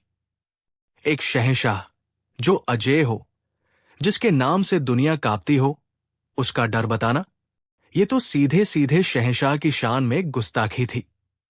अगर बीरबल ने कहा कि शहंशाह को कोई डर नहीं, तो ये एक झूठा और चापलूसी भरा जवाब होता। इनायत खान के चेहरे पर फिर से उम्मीद की एक किरण लौटी। उसे लगा, अब फंसा बीरबल। बीरबल इस बार गंभीर हो गए। वो आगे बढ़े और शहंशाह अकबर के तख्त के सामने घुटनों के बल बैठ गए। उन्होंने अपना सिर झुका लिया और भरे हुए गले से बोले, आचार्य जी, शहंशाह का सबसे बड़ा डर। सब कान लगाकर सुनने लगे। बीरबल ने कहा, शहंशाह का सबसे बड़ा डर ये नहीं है कि वो कोई जंग हार जाए। उनका डर ये नहीं है कि उनकी सल्तनत छिन जाए। उनका डर ये भी नहीं है कि उनकी जान चली जाए। बीरबल ने एक पल का विराम लिया, फिर अपना सिर उठाकर सीधे अकबर की आंखों में देखते हुए कहा, हमारे शहंशाह का सबसे बड़ा डर यह है कि कहीं उनके राज में किसी बेगुनाह को सजा न मिल जाए। उनका सबसे बड़ा डर यह है कि कहीं कोई मजलूम इंसाफ के लिए तरसता न रह जाए। उनका सबसे बड़ा डर यह है कि जब वो इस दुनिया से रुखसत होकर खुदा की बारगाह में हाजिर हों, तो खुदा उनसे ये न पूछ ले कि अकबर, मैंने तुम्हें जमीन पर अपना साया बनाकर भेजा था, क्या तुमने मेरी हर एक मखलूक के साथ इंसाफ किया? शहंशाह का सबसे बड़ा डर खुदा का डर है और अपनी जिम्मेदारियों को न निभा पाने का डर है। ये जवाब नहीं था, ये बीरबल की तरफ से अकबर को दिया गया सबसे बड़ा सम्मान था। इस एक जवाब ने अकबर को एक मामूली राजा से उठाकर एक महान और इंसाफ पसंद शहंशाह के पद पर स्थापित कर दिया था, जो अपनी प्रजा के लिए जीता था और खुदा से डरता था।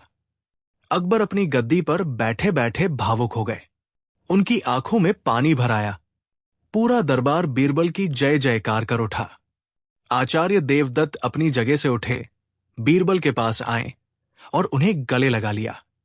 उन्होंने कहा, बीरबल, तुम धन्य हो। तुम्हारी बुद्धि और समझ को मेरा प्रणाम। मैंने आज तक तुम जैसा ज्ञानी नहीं देखा। और इनायत खान, वो और उसके साथी शर्म और हार से जमीन में गड़े जा रहे थे। उनके चेहरे का रंग राख जैसा हो गया था। उनकी सारी साजिश, सारी चालें धरी की धरी रह गई थी।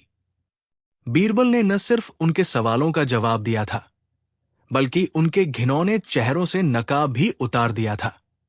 अकबर अपनी गद्दी से उतरे, बीरबल को उठाया और उसे गले से लगा लिया।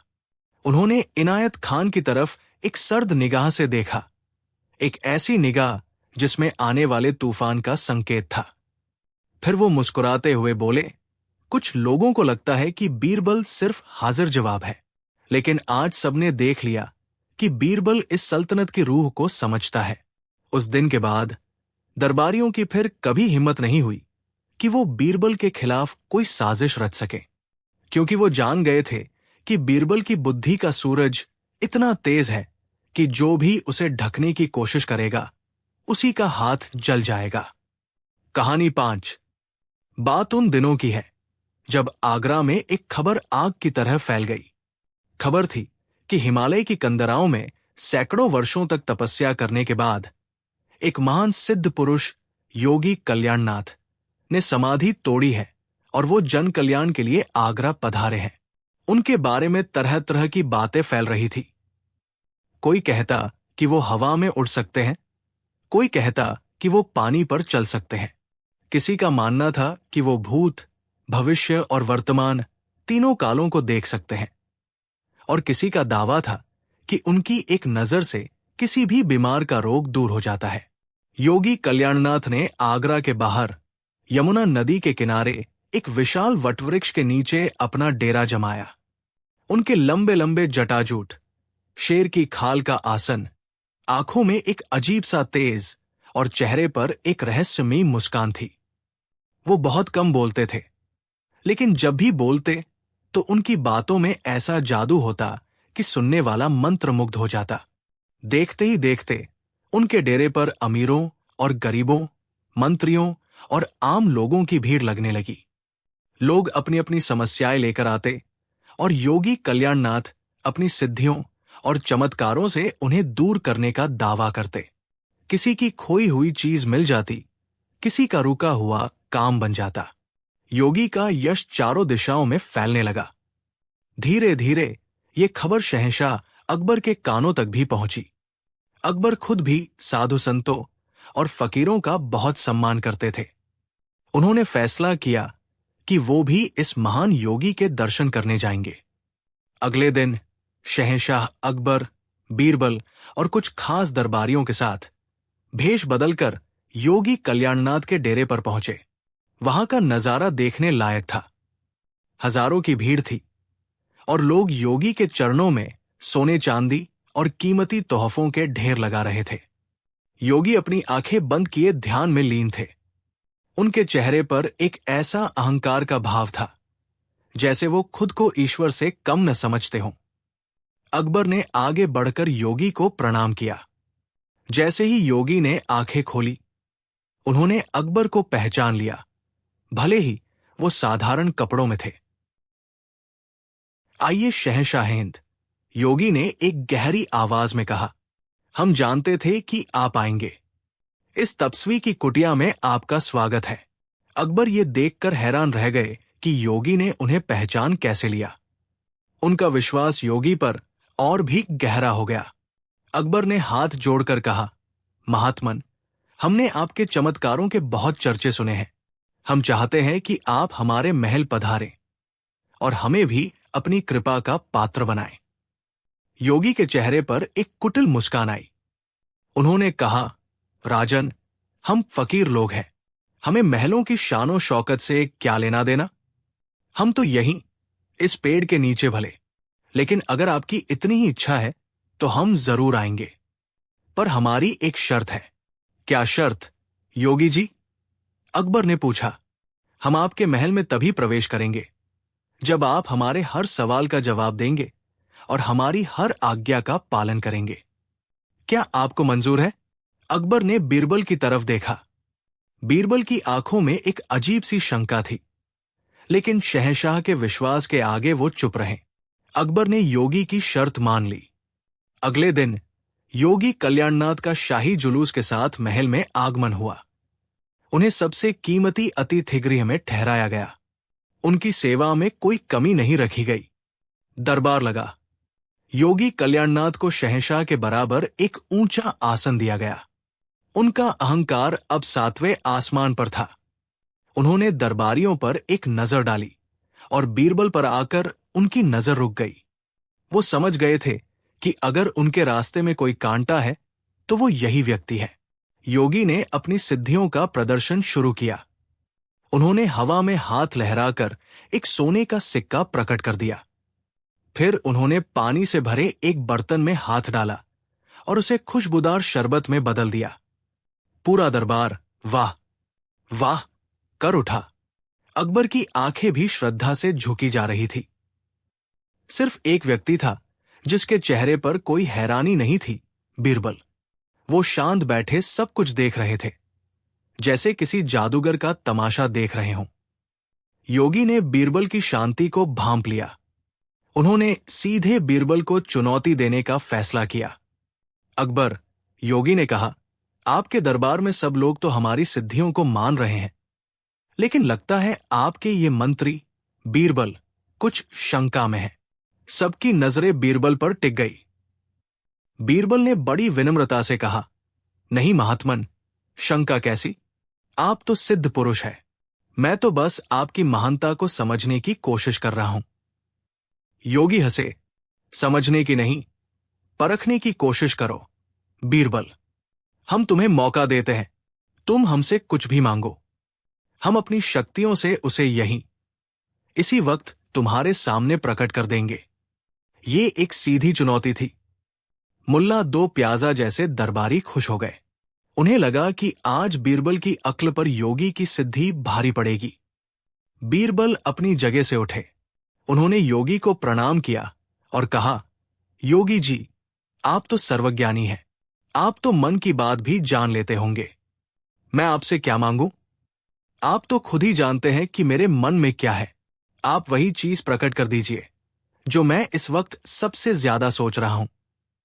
यह बीरबल का पहला दाव था। उन्होंने गेंद वापस योगी के पाले में फेंक दी थी।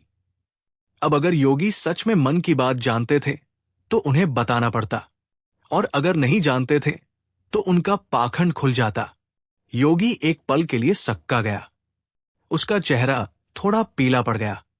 उसने आंखें बंद की, कुछ मंत्र पढ़ने का ढोंग किया और फिर बोला, बीरबल, तुम्हारे मन में इस वक्त अपनी चतुराई का घमंड है। तुम चाहते हो कि मैं कोई ऐसी चीज प्रकट करूं जो असंभव हो, ताकि तुम मुझे नीचा दिखा सको। बीरबल मुस्कुराए, नहीं योगी जी, आप गलत समझ रहे हैं। चलिए, मैं आपकी मुश्किल आसान कर देता हूं। मैं आपसे कोई बड़ी चीज नहीं मांगता। आप बस मुझे एक मुट्ठी ज्ञान दे दीजिए। अब पूरा दरबार शांत हो गया। ये कैसी मांग थी? ज्ञान कोई वस्तु तो थी नहीं जिसे प्रकट किया जा सके। योगी गुस्से से तिलमिला उठा, मूर्ख, ज्ञान कोई देने या लेने की चीज है, वो तो साधना से प्राप्त होता है। बीरबल ने तुरंत कहा, तो फिर आप ये चमत्कार कैसे कर रहे हैं महात्मन? चमत्कार तो प्रकृति के नियमों के विरुद्ध होते हैं। अगर आप हवा से सोना बना सकते हैं, पानी को शरबत बना सकते हैं, तो एक मुट्ठी ज्ञान क्यों नहीं बना सकते? या फिर आपकी सिद्धियां सिर्फ भौतिक वस्तुओं तक ही सीमित है? क्या आपकी आध्यात्मिकता इतनी खोखली है? बीरबल के इस सवाल ने योगी के अहंकार पर पहली गहरी चोट की। दरबार में कानाफूसी शुरू हो गई। अकबर भी अब सोचने पर मजबूर हो गए थे। योगी समझ गया कि बातों के जाल में वो बीरबल से जीत नहीं सकता। उसने अपनी आखिरी और सबसे बड़ी चाल चलने का फैसला किया। वो अपनी जगह से उठा और गरज कर बोला, बहुत हुआ शब्दों का खेल। बीरबल, अगर तुम्हें हमारी शक्तियों पर इतना ही शक है तो हम तुम्हें एक ऐसा चमत्कार दिखाएंगे जिसे देखकर तुम्हारी आंखें खुली की खुली रह जाएंगी। हम कल सुबह इसी दरबार में अपने प्राण त्याग देंगे और ठीक 3 घंटे बाद इसी शरीर में वापस प्रवेश करके जीवित हो उठेंगे। बोलो, है हिम्मत इस चमत्कार को देखने की? यह सुनते ही पूरे दरबार में सनसनी फैल गई। मौत पर विजय, ये तो किसी दैवीय शक्ति का ही काम हो सकता था। अकबर भी अपनी गद्दी से उठ खड़े हुए। बीरबल के चेहरे पर अब भी वही शांत मुस्कान थी। उन्होंने कहा, योगी जी, अगर आप ऐसा कर सकते हैं तो आपसे बड़ा सिद्ध पुरुष इस धरती पर कोई नहीं। हमें आपका ये चमत्कार देखना स्वीकार है। अगले दिन दरबार खचाखच भरा था। दूर दूर से लोग इस अविश्वसनीय घटना को देखने आए थे। योगी कल्याणनाथ अपने आसन पर पद्मासन लगाकर बैठे। उन्होंने कुछ मंत्र पढ़े, अपनी सांस रोकी, और देखते ही देखते उनका शरीर शांत और स्थिर हो गया। हकीमों ने आकर उनकी नब्ज जांची, उनकी सांसें जांची। उन्होंने ऐलान किया कि योगी के शरीर में प्राण नहीं है, वो मृत हो चुके हैं। पूरे दरबार में हाहाकार मच गया। अकबर की आंखों में भी आंसू थे। उन्हें अफसोस हो रहा था कि उन्होंने एक महान योगी को परखने की कोशिश की।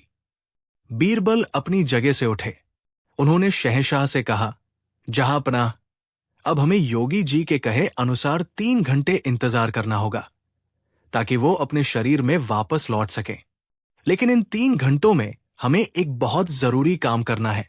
कैसा काम, बीरबल? अकबर ने पूछा। बीरबल ने कहा, जहांपनाह, हमारे धर्म में यह विधान है कि जब किसी महान संत का देहांत होता है तो उनका अंतिम संस्कार सबसे पवित्र तरीके से होना चाहिए। उनकी देह को अग्नि को समर्पित किया जाता है ताकि उनकी आत्मा को मोक्ष मिले। हम योगी जी का अपमान नहीं कर सकते। हमें तुरंत, इसी वक्त, इनके मृत शरीर का शाही सम्मान के साथ अंतिम संस्कार कर देना चाहिए। ये सुनते ही दरबार में बैठे योगी के चेलों के होश उड़ गए। वो चिल्लाने लगे, नहीं नहीं, ऐसा मत करो। गुरु जी 3 घंटे में वापस आने वाले हैं। लेकिन बीरबल अपनी बात पर अड़े रहे।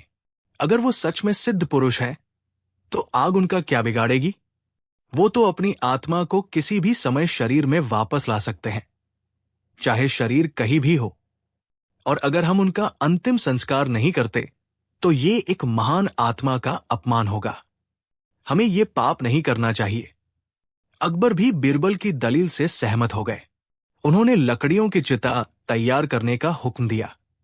जैसे ही पहरेदार योगी के मृत शरीर को उठाने के लिए आगे बढ़े, एक चमत्कार हुआ। योगी कल्याणनाथ, जिनकी सांसें बंद थी, जिनकी नब्ज नहीं चल रही थी, अचानक हड़बड़ाकर उठ बैठे। उनकी आंखें खौफ से फटी हुई थी। रुको, रुको, वो चीखने लगे, मुझे मत जलाओ, मैं मरा नहीं हूं, मैं जिंदा हूं। पूरा दरबार जो कुछ देर पहले शोक में डूबा था, अब हक्का बक्का रह गया। बीरबल जोर से हंसे। उन्होंने योगी के पास जाकर कहा, क्यों योगी जी, चमत्कार पूरा नहीं हुआ? आप तो 3 घंटे बाद आने वाले थे, इतनी जल्दी कैसे आ गए? क्या आपको आग से डर लग गया? जिस सिद्ध पुरुष ने मौत को जीत लिया हो, उसे भला आग का क्या डर? अब सारा सच आईने की तरह साफ था।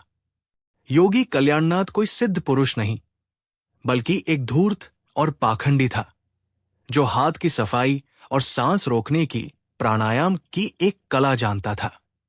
वो लोगों की आस्था से खेलकर उन्हें ठग रहा था। उसका घमंड, उसका अहंकार बीरबल की एक ही चाल से चकनाचूर हो गया था।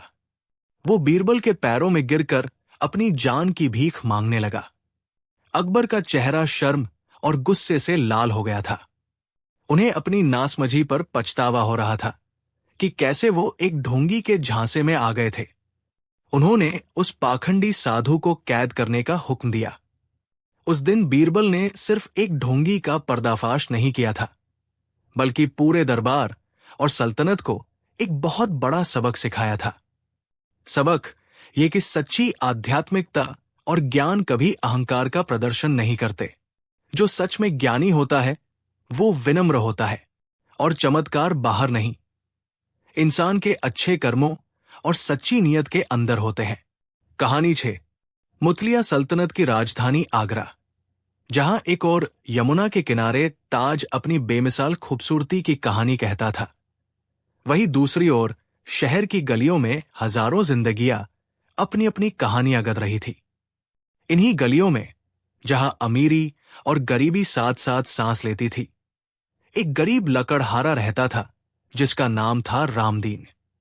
रामदीन मेहनत और ईमानदारी की जीती जागती मिसाल था। रोज सुबह सूरज की पहली किरण के साथ वो अपनी कुल्हाड़ी उठाकर जंगल की ओर निकल जाता और शाम ढले लकड़ियों का गट्ठर सिर पर उठाए लौटता। उसकी कमाई इतनी ही थी कि उसके परिवार का 2 वक्त का चूल्हा जल सके। उसकी दुनिया छोटी थी, लेकिन सुकून से भरी थी। लेकिन पिछले कुछ महीनों से उसके घर पर मुसीबतों का साया मंडरा रहा था। उसकी पत्नी कमला एक गंभीर बीमारी से जूझ रही थी। शहर के हकीम ने बताया था कि इलाज महंगा है और उसके लिए कीमती जड़ी बूटियों की जरूरत पड़ेगी, जिनका खर्च उठाना रामदीन के बस की बात नहीं थी। वो दिन रात एक करके ज्यादा लकड़ियां काटता, ज्यादा मेहनत करता, लेकिन उसकी कमाई ऊंट के मुंह में जीरे के समान थी। अपनी पत्नी को दर्द में कराहते देख उसका दिल टूट जाता था। एक ऐसी ही उमस भरी दोपहर में, जब आसमान में बादल छाए हुए थे और जंगल में एक अजीब सी खामोशी थी, रामदीन एक घने बरगद के पेड़ की छाव में सुस्ता रहा था। वो अपनी किस्मत को कोस रहा था। हे ईश्वर, मैंने तो कभी किसी का बुरा नहीं किया, फिर मेरे साथ ही ऐसा क्यों हो रहा है? तभी उसकी नजर पेड़ की उलझी हुई जड़ों के बीच फंसी एक छोटी सी थैली पर पड़ी। थैली मखमल की थी और उसका रंग फीका पड़ चुका था, जैसे वो बरसों से वही पड़ी हो। उत्सुकतावश रामदीन ने उसे उठाया। थैली का वजन उम्मीद से कहीं ज्यादा था।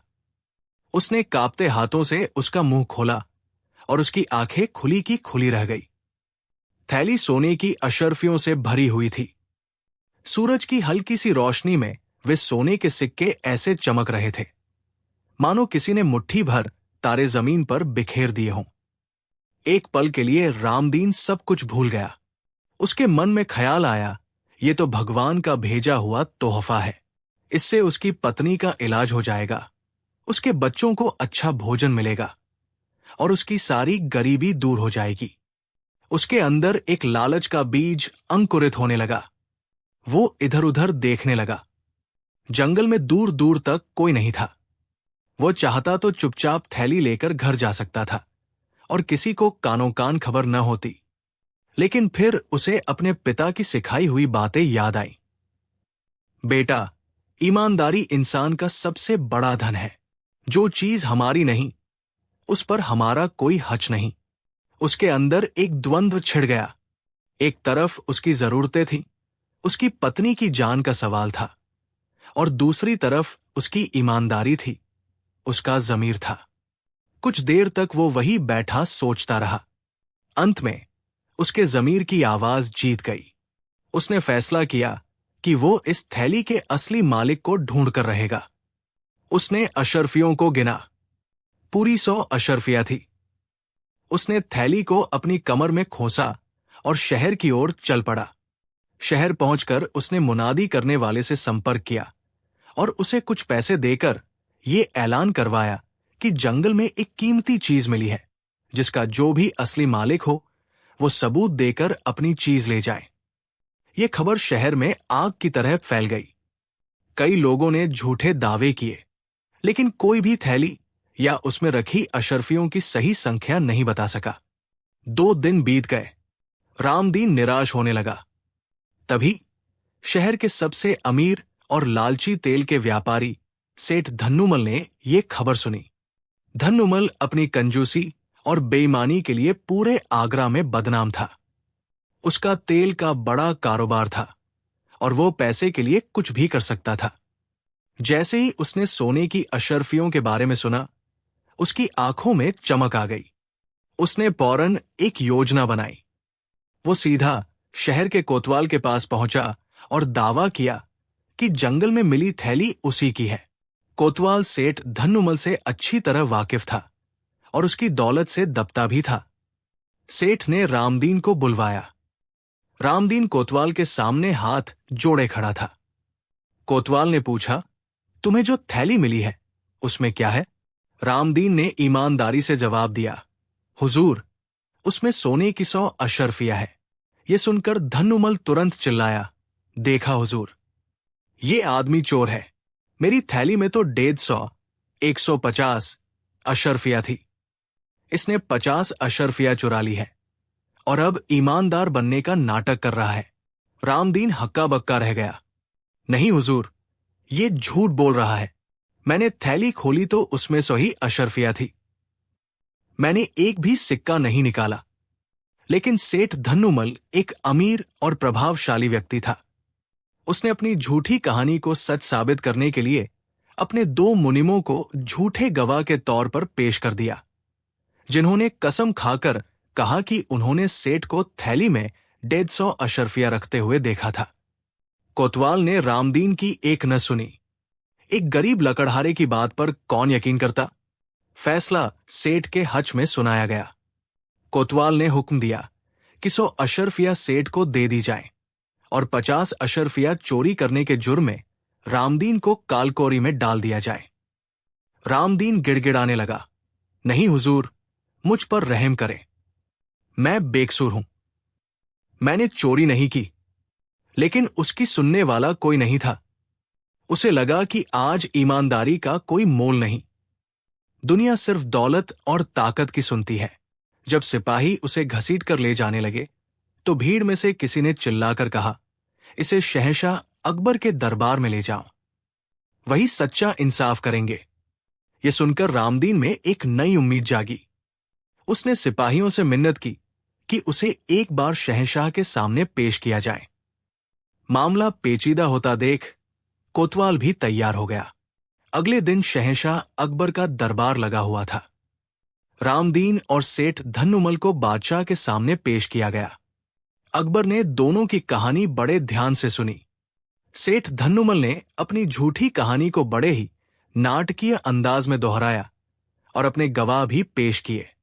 वहीं रामदीन की आंखों में सच्चाई और बेबसी के आंसू थे। अकबर एक दुविधा में पड़ गए। एक तरफ एक इज्जतदार व्यापारी था जिसके पास गवाह थे, और दूसरी तरफ एक गरीब लकड़हारा जिसके पास अपनी ईमानदारी के सिवा कोई सबूत नहीं था।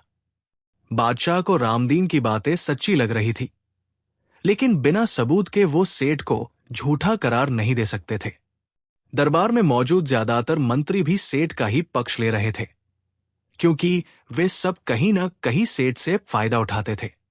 जब मामला और उलझ गया तो अकबर की नजर अपने सबसे भरोसेमंद और बुद्धिमान मंत्री बीरबल पर पड़ी।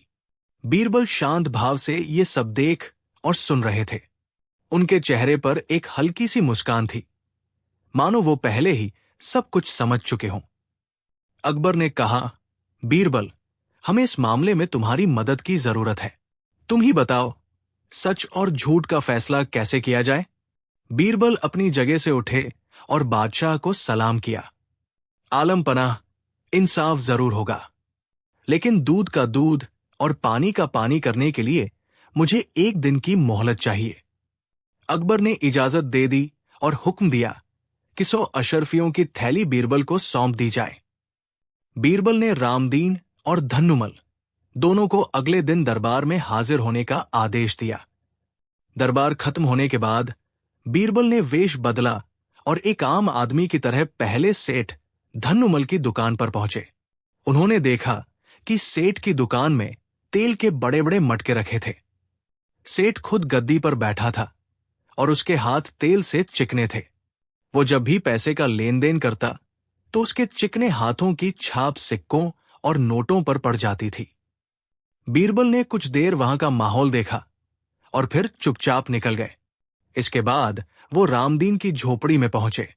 उन्होंने देखा कि घर में गरीबी पसरी हुई थी। एक टूटी चारपाई पर उसकी बीमार पत्नी लेटी थी। घर में खाने के लिए भी कुछ खास नहीं था। बीरबल ने रामदीन और उसके परिवार की हालत देखकर ही समझ लिया कि अगर ये आदमी बेईमान होता तो सबसे पहले इन अशर्फियों का इस्तेमाल अपनी पत्नी के इलाज के लिए करता, न कि उसके मालिक को ढूंढने के लिए शहर में मुनादी करवाता। बीरबल का शक यकीन में बदल गया। अब बस इसे दरबार में साबित करना बाकी था। अगली सुबह दरबार खचाखच भरा हुआ था। हर कोई ये देखने के लिए उत्सुक था कि बीरबल इस मुश्किल पहेली को कैसे सुलझाते हैं। बीरबल के दुश्मन, जो हमेशा उन्हें नीचा दिखाने का मौका ढूंढते थे, वे भी इस उम्मीद में थे कि आज बीरबल जरूर फंसेंगे। बीरबल दरबार में पहुंचे। उनके हाथ में वही मखमल की थैली थी। अकबर ने पूछा, बीरबल, क्या तुमने सच का पता लगा लिया? बीरबल ने सिर झुकाकर कहा, जी जहांपनाह, ये अशरफिया खुद बताएंगी कि उनका असली मालिक कौन है। ये सुनकर सब हैरान रह गए। बेजान सिक्के भला कैसे गवाही दे सकते हैं? बीरबल ने एक सेवक को आदेश दिया, जाओ और एक बड़े बर्तन में पानी भरकर उसे तेज आंच पर उबालो। ये हुक्म सुनकर सब और भी चकित हो गए। सेठ धन्नुमल घबरा गया। उसे लगा कि बीरबल कोई जादू टोना करने वाले हैं। कुछ ही देर में सेवक खौलते हुए पानी का एक बड़ा बर्तन लेकर आया और उसे दरबार के बीच में रख दिया। बर्तन से भाप निकल रही थी। बीरबल ने अशरफियों की थैली उठाई और सेठ धन्नुमल की आंखों में आंखें डालकर पूछा, सेठ जी, आप अभी भी अपने दावे पर कायम हैं कि इस थैली में 150 अशरफिया थी और ये आपकी है? धन्नुमल ने घमंड से कहा, जी हां, ये थैली मेरी ही है और इस चोर ने मेरी 50 अशरफिया चुराई है। ठीक है, बीरबल ने कहा और थैली को उल्टा करके सारी 100 अशरफिया उस खौलते हुए पानी के बर्तन में डाल दी। छन की आवाज के साथ सिक्के पानी में डूब गए। दरबार में बैठे सभी लोग सांस रोके देख रहे थे कि अब क्या होगा। बीरबल ने सबको बर्तन के पास आकर पानी की सतह को ध्यान से देखने के लिए कहा। बादशाह अकबर समेत सभी दरबारी बर्तन के चारों ओर जमा हो गए। उन्होंने देखा कि पानी बिल्कुल साफ था। उसकी सतह पर किसी भी तरह की कोई चिकनाई या तेल का निशान नहीं था। बीरबल मुस्कुराए। उन्होंने सेठ धन्नुम की ओर मुड़कर कहा, सेठ जी, आपका कारोबार तेल का है। आप दिन भर तेल और चिकनाई के बीच रहते हैं। आपके हाथ हमेशा तेल से सने रहते हैं। जब आप पैसों का लेन देन करते हैं तो उन पर भी आपके तेल वाले हाथों के निशान लग जाते हैं। बीरबल ने अपनी बात जारी रखी, अगर ये अशरफिया आपकी होती तो आपने इन्हें जरूर गिना होगा, थैली में रखा होगा। ऐसा करते समय आपके हाथों का तेल इन सिक्कों पर जरूर लगता और जब इन सिक्कों को गर्म पानी में डाला जाता तो वो तेल पिघलकर पानी की सतह पर तैरने लगता। लेकिन जैसा कि आप सब देख सकते हैं, पानी बिल्कुल साफ है। इस पर तेल की एक बूंद भी नहीं है। यह सुनकर सेठ धन्नुमल का चेहरा पीला पड़ गया। उसके माथे पर पसीने की बूंदें छलक आई। लेकिन बीरबल यही नहीं रुके। उन्होंने अपनी दलील को और पुख्ता करने के लिए कहा, शायद किसी को मेरी बात पर यकीन न हो, इसलिए सबूत को और पक्का करते हैं। बीरबल ने सेठ धन्नुमल से कहा, सेठ जी, जरा अपनी जेब से कोई एक सिक्का निकाल कर दीजिए। धन्नुमल कांपते हाथों से अपनी जेब से एक चांदी का सिक्का निकाला और बीरबल को दे दिया। बीरबल ने वो सिक्का भी उसी खौलते पानी के बर्तन में डाल दिया और फिर जो हुआ उसे देखकर सब दंग रह गए। जैसे ही वो सिक्का पानी में गया, कुछ ही सेकंड में पानी की सतह पर तेल की एक पतली सतरंगी परत तैरने लगी जो रोशनी में चमक रही थी। अब सच आईने की तरह साफ था। बीरबल ने बादशाह की ओर देखकर कहा, जहांपनाह, अब आप खुद फैसला कर सकते हैं। इन 100 अशरफियों ने सेठ धन्नुमल को कभी छुआ तक नहीं, जबकि सेठ की जेब से निकले एक सिक्के ने पानी में अपनी चिकनाई छोड़ दी। इससे यह साबित होता है कि अशरफियों की थैली सेठ धन्नुमल की नहीं है और वो इस गरीब लकड़हारे पर चोरी का झूठा इल्जाम लगा रहा है। ये देखते ही सेठ धन्नुमल समझ गया कि उसका खेल खत्म हो चुका है। वो बीरबल के पैरों में गिर पड़ा और रो रो कर अपनी गलती मानने लगा। मुझे माफ कर दीजिए हुजूर, मैं लालच में अंधा हो गया था। ये थैली मेरी नहीं है, रामदीन बेकसूर है। शहंशाह अकबर का चेहरा गुस्से से लाल हो गया। उन्होंने एक निर्दोष को फंसाने की कोशिश करने वाले धन्नुमल को कड़ी सजा सुनाई। उन्होंने हुक्म दिया कि सेठ धन्नुमल रामदीन को 100 अशरफिया जुर्माने के तौर पर देगा और झूठी गवाही देने और दरबार का वक्त बर्बाद करने के जुर्म में उसे 6 महीने के लिए जेल में डाल दिया जाए। इसके बाद अकबर ने रामदीन को अपने पास बुलाया। उसकी ईमानदारी से वे बहुत प्रसन्न हुए। उन्होंने कहा, रामदीन, तुम्हारी ईमानदारी ने आज हमारा सिर गर्व से ऊंचा कर दिया है। इस घोर गरीबी में भी तुमने अपना जमीर नहीं बेचा। ये थैली तुम्हें जंगल में मिली थी, इसलिए आज से ये तुम्हारी है। उन्होंने जंगल से मिली 100 अशर्फियों की थैली रामदीन को सौंप दी और अपनी तरफ से 100 अशर्फिया और इनाम में दी। साथ ही उन्होंने शाही हकीम को आदेश दिया कि रामदीन की पत्नी का अच्छे से अच्छा इलाज किया जाए और सारा खर्च शाही खजाने से दिया जाएगा। रामदीन की आंखों में खुशी के आंसू थे। उसने बादशाह और बीरबल का लाख लाख शुक्रिया अदा किया। दरबार बीरबल की जय और शहंशाह अकबर की जय के नारों से गूंज उठा। उस दिन आगरा के लोगों ने एक बार फिर देखा कि बीरबल की बुद्धिमानी के सामने बड़े बड़े धूर्त और चालाक लोग भी घुटने टेक देते हैं। और जब तक अकबर के दरबार में बीरबल जैसा न्यायप्रिय मंत्री है, किसी भी बेगुनाह के साथ अन्याय नहीं हो सकता। कहानी 7। हिंदुस्तान की सरजमी पर जब मुगल सल्तनत का परचम लहरा रहा था, तब शहंशाह अकबर का नाम सिर्फ एक शासक का नाम नहीं, बल्कि एक युग का प्रतीक था। उनकी सल्तनत जितनी बड़ी थी, उतना ही बड़ा था उनके दरबार का रुतबा। लेकिन हर चमकते सूरज के साथ एक साया भी चलता है। आगरा से कुछ 100 मील दूर राजपूताना की पहाड़ियों में एक और शक्तिशाली राज्य था, देवगढ़। देवगढ़ के महाराजा भद्र प्रताप सिंह एक स्वाभिमानी और कुशल शासक थे।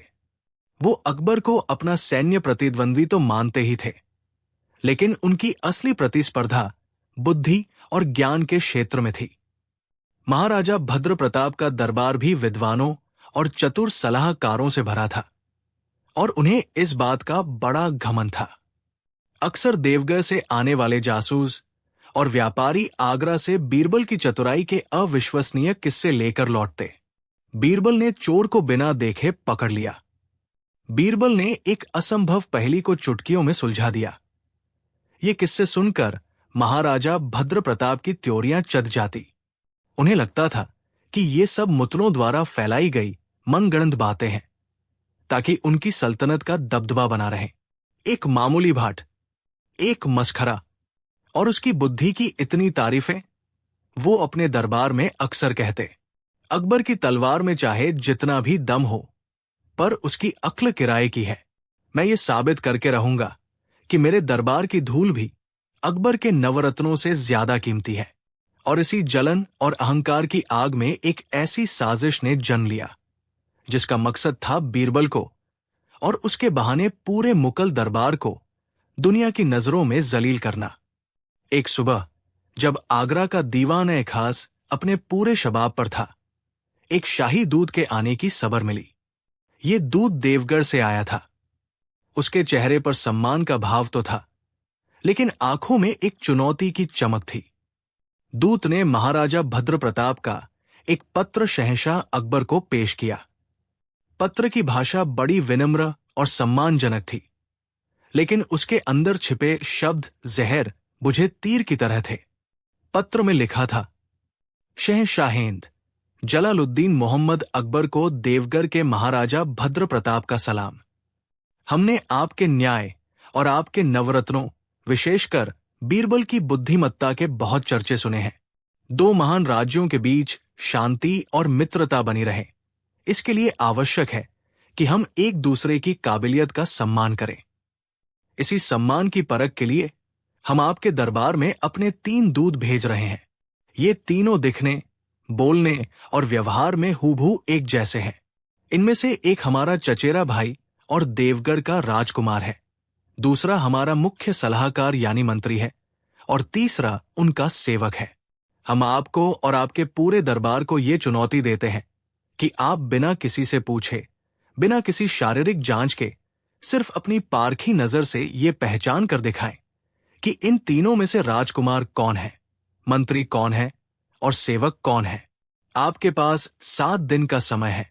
यदि आपके विद्वान बीरबल ये गुत्थी सुलझा लेते हैं, तो हम मुगल सल्तनत की बौद्धिक श्रेष्ठता को स्वीकार करेंगे और मित्रता के प्रतीक के रूप में बेहतरीन अरबी घोड़े भेंट करेंगे। लेकिन यदि आपका दरबार असफल रहा, तो ये माना जाएगा कि आगरा में अक्ल की नहीं, सिर्फ किस्से खानियों की हुकूमत है। पत्र पढ़कर पूरे दरबार में सन्नाटा छा गया। ये एक सीधा सीधा अपमान था, एक ऐसी चुनौती जो तलवार से नहीं, अक्ल से लड़ी जानी थी। अकबर का चेहरा गुस्से से लाल हो गया। तभी दरबार के दरवाजे खुले और देवगढ़ से आए वो 3 दूत अंदर दाखिल हुए। उन्हें देखकर पूरा दरबार हैरत में पड़ गया। वो सचमुच हूबहू एक जैसे थे। एक ही कदकाठी, एक जैसे नैनंक्ष, एक जैसी पोशाकें, और यहां तक कि उनके चलने और गर्दन झुकाने का अंदाज भी एक जैसा था। ऐसा लग रहा था मानो एक ही इंसान के 3 प्रतिबिंब दरबार में चल रहे हों। अकबर ने अपने सबसे काबिल दरबारियों को हुक्म दिया कि वे इस पहेली को सुलझाएं। पहले दिन मुख्य वजीर ने उन तीनों से सल्तनत के उसूलों पर गहरे सवाल पूछे। तीनों ने एक जैसे नपेतुले और सटीक जवाब दिए। कोई फर्क पता नहीं चला।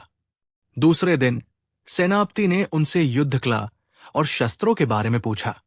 तीनों ने ऐसा ज्ञान प्रदर्शित किया जैसे तीनों ही महान योद्धा हों। तीसरे दिन मुल्ला 2 प्याजा ने उन्हें लतीफों और मजाकिया पहेलियों में उलझाने की कोशिश की, लेकिन तीनों के चेहरे पर एक जैसी शांत मुस्कान बनी रही। 4 दिन बीत गए। मुगल दरबार की पूरी अक्ल और काबिलियत उन 3 लोगों के सामने घुटने टेक चुकी थी। अकबर की चिंता बढ़ती जा रही थी। ये अब सिर्फ एक चुनौती नहीं, बल्कि उनकी सल्तनत की इज्जत का सवाल बन गया था। हर रात उन्हें महाराजा भद्र प्रताप की व्यंग्यात्मक मुस्कान अपने सपनों में दिखाई देती। 5वें दिन निराश होकर अकबर ने बीरबल को अपने निजी कक्ष में बुलाया। बीरबल, अब ये इज्जत तुम्हारे हाथों में है। मुझे कुछ समझ नहीं आ रहा। ये इंसान है या देवगढ़ के जादूगरों द्वारा बनाए गए कोई पुतले? इनमें कोई फर्क करना नामुमकिन लग रहा है। बीरबल, जो पिछले 4 दिनों से खामोशी से सब कुछ देख रहा था, बस मुस्कुराया। जहां पनाह, महाराजा भद्र प्रताप ने बहुत गहरी चाल चली है। उन्होंने इन तीनों को महीनों तक प्रशिक्षण दिया होगा ताकि उनका हर व्यवहार एक जैसा हो। हम जो भी सवाल पूछेंगे उनके जवाब रटेरटाए होंगे। हमें कुछ ऐसा करना होगा जो उन्होंने सोचा भी न हो। हमें उनके दिमाग से नहीं, उनकी आत्मा से सवाल पूछना होगा। आत्मा से सवाल? इसका क्या मतलब है बीरबल? अकबर ने उलझन में पूछा। बीरबल ने कहा, जहां पनाह, इंसान अपनी जुबान और अपने शरीर को तो साध सकता है, लेकिन अपनी फितरत को नहीं। पद और परवरिश इंसान के खून में बस जाते हैं। एक राजा का स्वभाव, एक मंत्री की चालाकी और एक सेवक की आदतें, ये वो चीजें हैं जो किसी भी प्रशिक्षण से नहीं मिटाई जा सकती। संकट के समय या अप्रत्याशित क्षणों में इंसान का असली स्वभाव बाहर आ ही जाता है। आप बस मुझ पर भरोसा रखें और 7वें दिन का इंतजार करें। 6ठा दिन भी गुजर गया। देवगढ़ का दूत हर शाम दरबार की नाकामी पर मन ही मन मुस्कुराता। आगरा में यह खबर फैल चुकी थी कि पहली बार बीरबल भी किसी चुनौती के सामने बेबस नजर आ रहा है। और फिर आया 7वां और आखिरी दिन। दीवान-ए-खास खचाखच भरा था। सबकी नजरें बीरबल पर थी। अकबर के दिल की धड़कनें भी तेज थी। वो तीनों दूत शांत भाव से अपनी जगह पर बैठे थे। उनके चेहरों पर जीत का आत्मविश्वास साफ झलक रहा था। बीरबल अपनी जगह से उठे और शहंशाह से कुछ करने की इजाजत ली। इजाजत मिलते ही बीरबल ने उन तीनों दूतों को संबोधित करते हुए कहा, आप तीनों देवगढ़ से एक लंबा सफर तय करके आए हैं। हम आपकी काबिलियत का सम्मान करते हैं। आज आखिरी दिन है और हम अपनी हार या जीत स्वीकार करने से पहले आपको मुगल सल्तनत की एक खास चीज दिखाना चाहते हैं। बीरबल ने एक सेवक को इशारा किया। सेवक एक बड़ी सी ट्रे पर 3 सोने के पानदान लेकर आया। पानदान बेहतरीन नक्काशीदार थे और उनमें कीमती इत्र में बसे हुए पान रखे थे। बीरबल ने कहा, ये शाही पान है, इन्हें ग्रहण कर अपनी यात्रा की थकान मिटाएं। उन तीनों ने एक ही अंदाज में पानदान उठाए। पहला व्यक्ति, उसने बड़ी नजाकत से पानदान खोला, एक पान उठाया, उसे करीने से अपनी हथेली पर रखा, उसमें से अतिरिक्त कत्था चूना झाड़ा और फिर मुंह में रख लिया। उसका हर अंदाज शाही था। दूसरा व्यक्ति, उसने भी पानदान खोला, एक पान निकाला, लेकिन उसे मुंह में रखने से पहले उसकी नजरें अवचेतन रूप से पहले व्यक्ति की ओर उठीं, जैसे वो पुष्टि कर रहा हो कि उसने सही किया है या नहीं। फिर उसने पान खाया। तीसरा व्यक्ति, उसने पानदान खोला, एक पान उठाया और बिना किसी नजाकत के सीधा मुंह में डाल लिया, जैसे ये उसके लिए रोजमर्रा की बात हो। बीरबल ये सब बड़े ध्यान से देख रहा था। उसके चेहरे पर एक हल्की मुस्कान आई, लेकिन उसने कुछ कहा नहीं। इसके बाद बीरबल ने कहा, अब हम आपको अपने शाही बाग की एक झलक दिखाते हैं। वो तीनों बीरबल के पीछे पीछे चलने लगे। बाग में चलते हुए बीरबल अचानक रुका और जमीन पर पड़ी एक सूखी टहनी की ओर इशारा करते हुए बोला, अरे ये यहां कैसे पड़ी है? रास्ता खराब कर रही है। ये सुनते ही उन तीनों की प्रतिक्रिया देखने लायक थी। तीसरा व्यक्ति, उसने बिना एक पल सोचे झट से झुककर वो टहनी उठाई और रास्ते के किनारे फेंक दी। ये उसकी आदत में शुमार लग रहा था। दूसरा व्यक्ति, उसने पहले व्यक्ति की ओर देखा, जैसे हुक्म का इंतजार कर रहा हो कि उसे क्या करना चाहिए। पहला व्यक्ति, उसने उस टहनी को देखा और फिर अपनी नजरें बीरबल पर टिका दी, जैसे कह रहा हो, तो इसे उठवाओ। तुम मुझे क्यों बता रहे हो? उसके चेहरे पर एक हल्का सा गुस्सा और अधिकार का भाव था। दरबार वापस लौट आया था। माहौल में तनाव चरम पर था। देवगढ़ का दूत अपनी जीत लगभग तय मान चुका था। बीरबल शहंशाह के सिंहासन के पास गया और बोला, जहां पनाह, पहेली सुलझ चुकी है। सब चौंक गए। बीरबल ने उस व्यक्ति की ओर इशारा किया जिसने टहनी को देखकर गुस्सा दिखाया था और पान को शाही अंदाज में खाया था। यह है देवगढ़ के राजकुमार। फिर उसने दूसरे व्यक्ति की ओर इशारा किया जो हर बात में राजकुमार की ओर देख रहा था। यह है मुख्य सलाहकार यानी मंत्री। और अंत में उसने उस व्यक्ति की ओर इशारा किया जिसने बिना सोचे समझे टहनी उठा ली थी। और ये है सेवक। देवगढ़ के दूत का मुंह खुला का खुला रह गया। वो तीनों दूत भी पत्थर के बुत बन गए। अकबर ने पूछा, लेकिन कैसे बीरबल? तुमने ये कैसे पहचाना? बीरबल ने मुस्कुराते हुए समझाया, जहां पनाह, जैसा मैंने कहा था, इंसान अपनी फितरत नहीं छिपा सकता। जब मैंने पान पेश किए तो राजकुमार ने उसे उसी नजाकत से खाया जैसे एक राजकुमार खाता है, जिसे हर चीज सलीके से करने की आदत होती है। मंत्री ने पान खाने से पहले राजकुमार की ओर देखा, क्योंकि एक सलाहकार की आदत होती है अपने मालिक की हर हरकत पर नजर रखने और उसका अनुसरण करने की।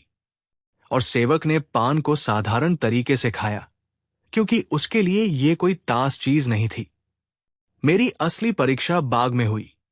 जब मैंने रास्ते में पड़ी टहनी की ओर इशारा किया तो सेवक ने अपनी आदत के अनुसार बिना सोचे समझे उसे उठाकर फेंक दिया, क्योंकि साफ-सफाई और रास्ते की बाधा हटाना उसके काम का हिस्सा है। ये उसकी रग-रग में बस चुका है। मंत्री ने राजकुमार की ओर हुक्म के लिए देखा, क्योंकि वो खुद कोई फैसला नहीं लेता। और राजकुमार ने उस टहनी को देखकर गुस्सा दिखाया, क्योंकि एक शासक को अपने रास्ते में कोई बाधा पसंद नहीं होती। वो हुक्म देता है, खुद काम नहीं करता। उसके एक इशारे पर हजारों लोग वो टहनी हटाने के लिए तैयार रहते हैं। बीरबल ने अपनी बात समाप्त की। प्रशिक्षण से आप किसी को राजा की तरह बोलना सिखा सकते हैं, पर आप उसके अंदर से सेवक की सेवा करने की या मंत्री की जी हुजूरी की आदत नहीं निकाल सकते। यही आदतें इंसान की असली पहचान होती है।